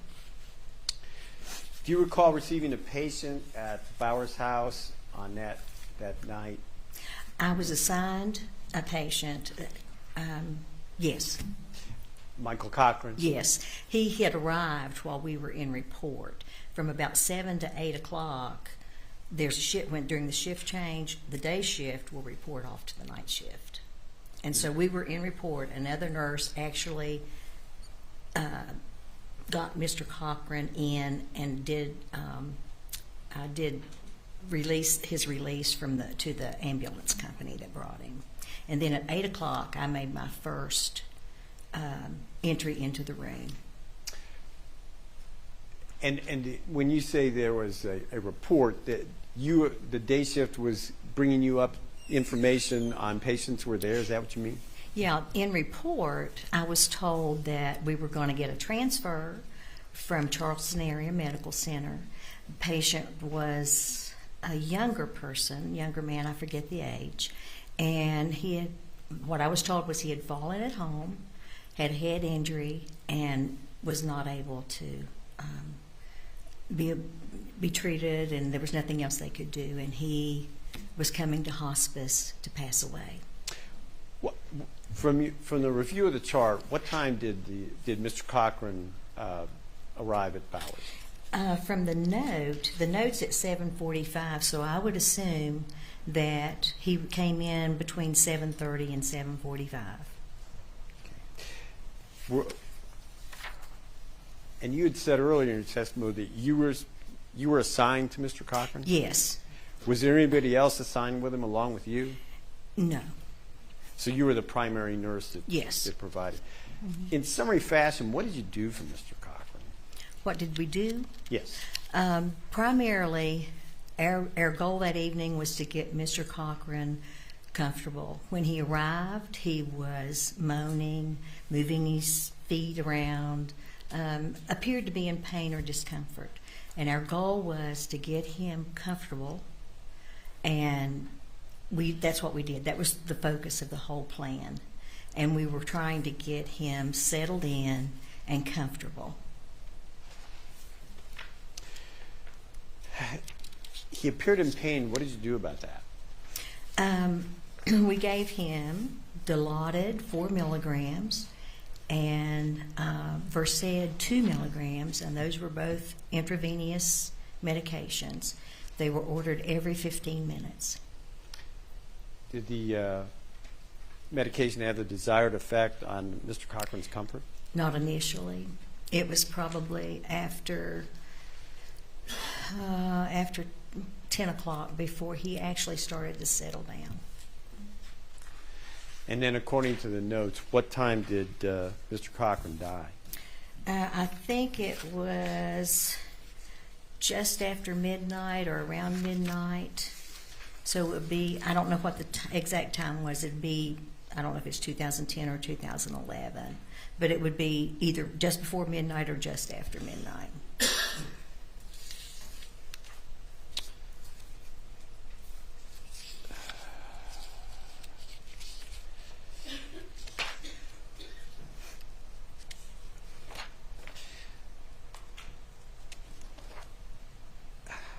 Separately, as I understood your testimony earlier, there was nothing anybody could do for Michael Cochran by the time he got to Bowers. Correct. Our goal was to keep him comfortable.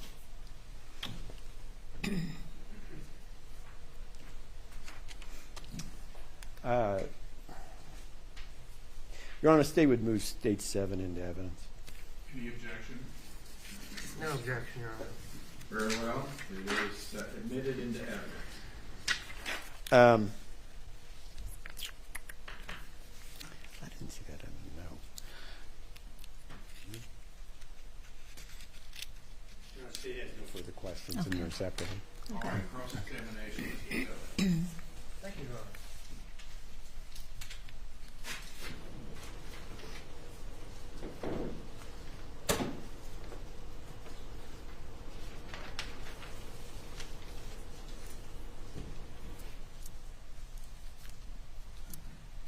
Good afternoon, Ms. Eply. Good afternoon. I am Stanley Selden. I'm one of the co-counsel for Natalie Cochran. Okay.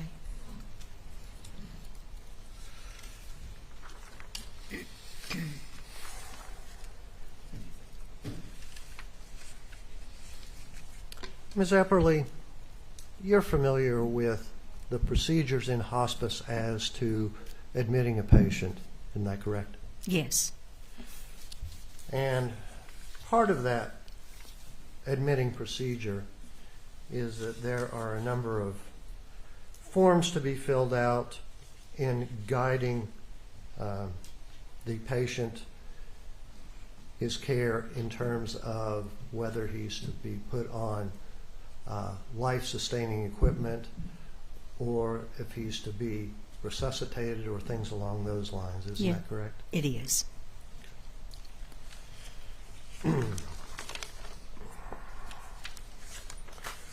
Were you aware that there was both a living will and a medical power of attorney which gave Natalie Cochran the power to decide whether Michael Cochran was to be kept on life-sustaining equipment? I was not aware initially. But you found that out later? Yes. And you were aware, or eventually became aware, that it was Michael's wish embodied in those documents not to be resuscitated or put on life-sustaining equipment. Isn't that correct? Yes.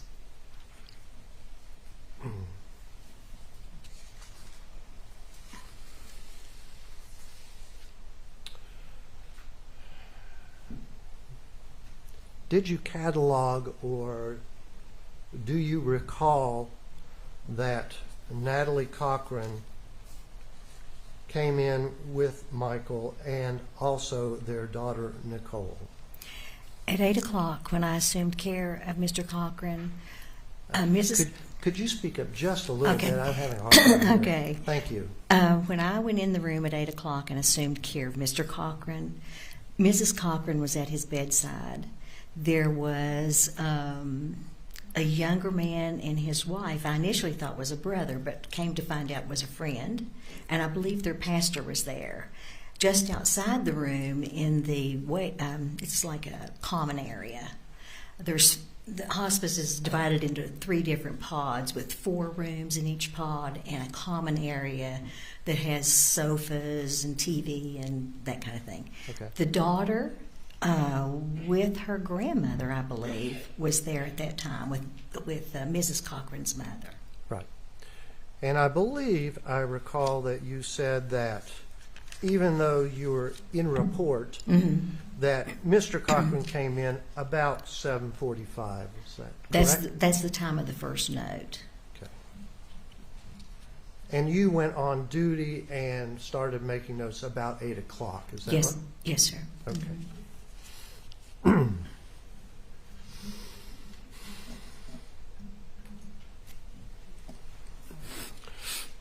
Do you recall, and Michael was at hospice for approximately 5 hours before he expired, isn't that right? Yes. Do you recall that Natalie Cochran stayed with him the entire 5 hours? Yes.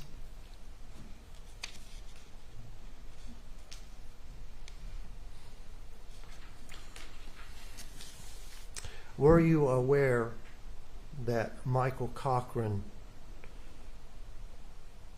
and aware at that time or subsequently learned, he had a constellation of internal physical problems, which included an enlarged heart, a swollen brain with edema or fluid.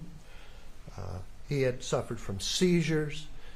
He had hypoglycemia, and all of these were in the records that came to you or you reviewed at a later time. Were you aware of that?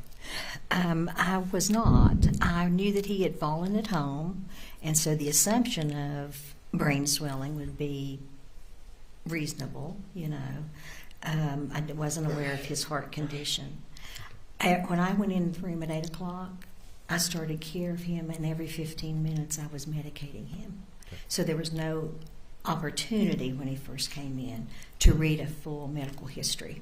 And it was not, a full medical history was not reported to me in report. Okay.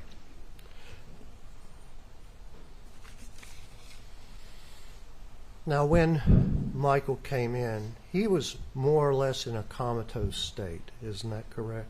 Yes, he did not respond to any verbal commands to open his eyes or move a particular extremity. His pupils were reactive to light, but that was it. Were you aware, or did you find out subsequently, that one of his doctors at CAMC had said that, according to the brain scans, he was essentially brain dead at that time? I knew that the report from CAMC was that he was brain dead, or that he'd had a brain injury and there was no chance of recovery. Right. And that's why he was at hospice, because your job, right, the person's dying and right, you try and make them more comfortable. Correct.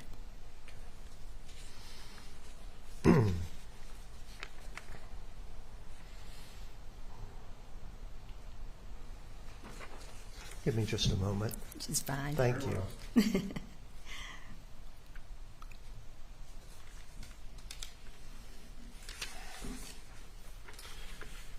Now, you said that Michael Cochran expired somewhere around midnight. It was either a little bit before or a little bit after. And the death certificate, which was filled out around that time, okay, reflects that the time of death was 12:18 a.m. That would correspond with your notes. Is that right? Yes, that would be, I would accept that as reasonable. Now, when someone expires at hospice, there is a death certificate filled out, correct? Yes, yes there is. And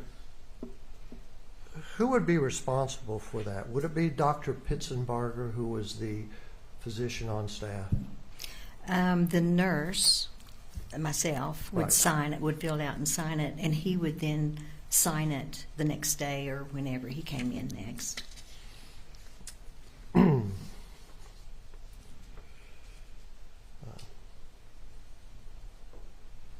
And the cause of death, according to the death certificate, which was filled out by you, says acute respiratory failure and due to cerebral edema.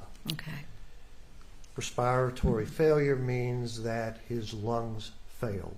Yes, he stopped breathing, and his heart stopped. And cerebral edema is a buildup of fluid on the brain. Correct.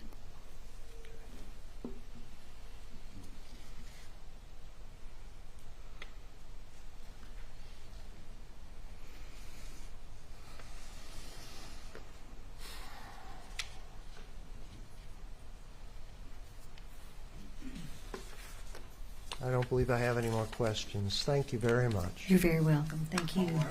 Redirect Mr. Truman. State has no further questions, Your Honor. Thank you. Thank you very much, Ms. Eply. You may You're welcome. step down. You are excused. Okay. Who does this go to? Yes, if you'll just leave it right there on the shelf. we'll Okay. get it. All right. Thank you. Call your next witness, Mr. Truman. Your Honor, that's all we have for today, given the prior circumstances. All right, members of the jury, you're getting a little break today. We will close out the day at this time. Of course, we will continue with the trial, and I'll need you back in the morning at 9 a.m. So get a good night's rest so that we can start back in. We'll continue presumably with the state's case in the morning. Please do not discuss the case among yourselves or with anyone else. Have a good meal this evening and be ready and energetic to start out the day tomorrow. You may go with the bailiff to your jury room and then depart for the day.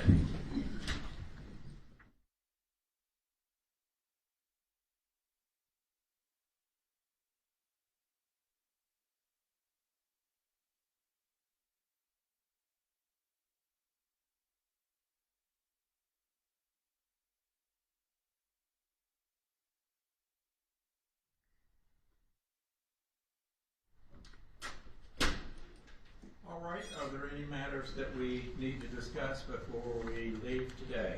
That's from the state, Your Honor. Thank you. Nothing from the defense, Your Honor. Very well. Court is adjourned.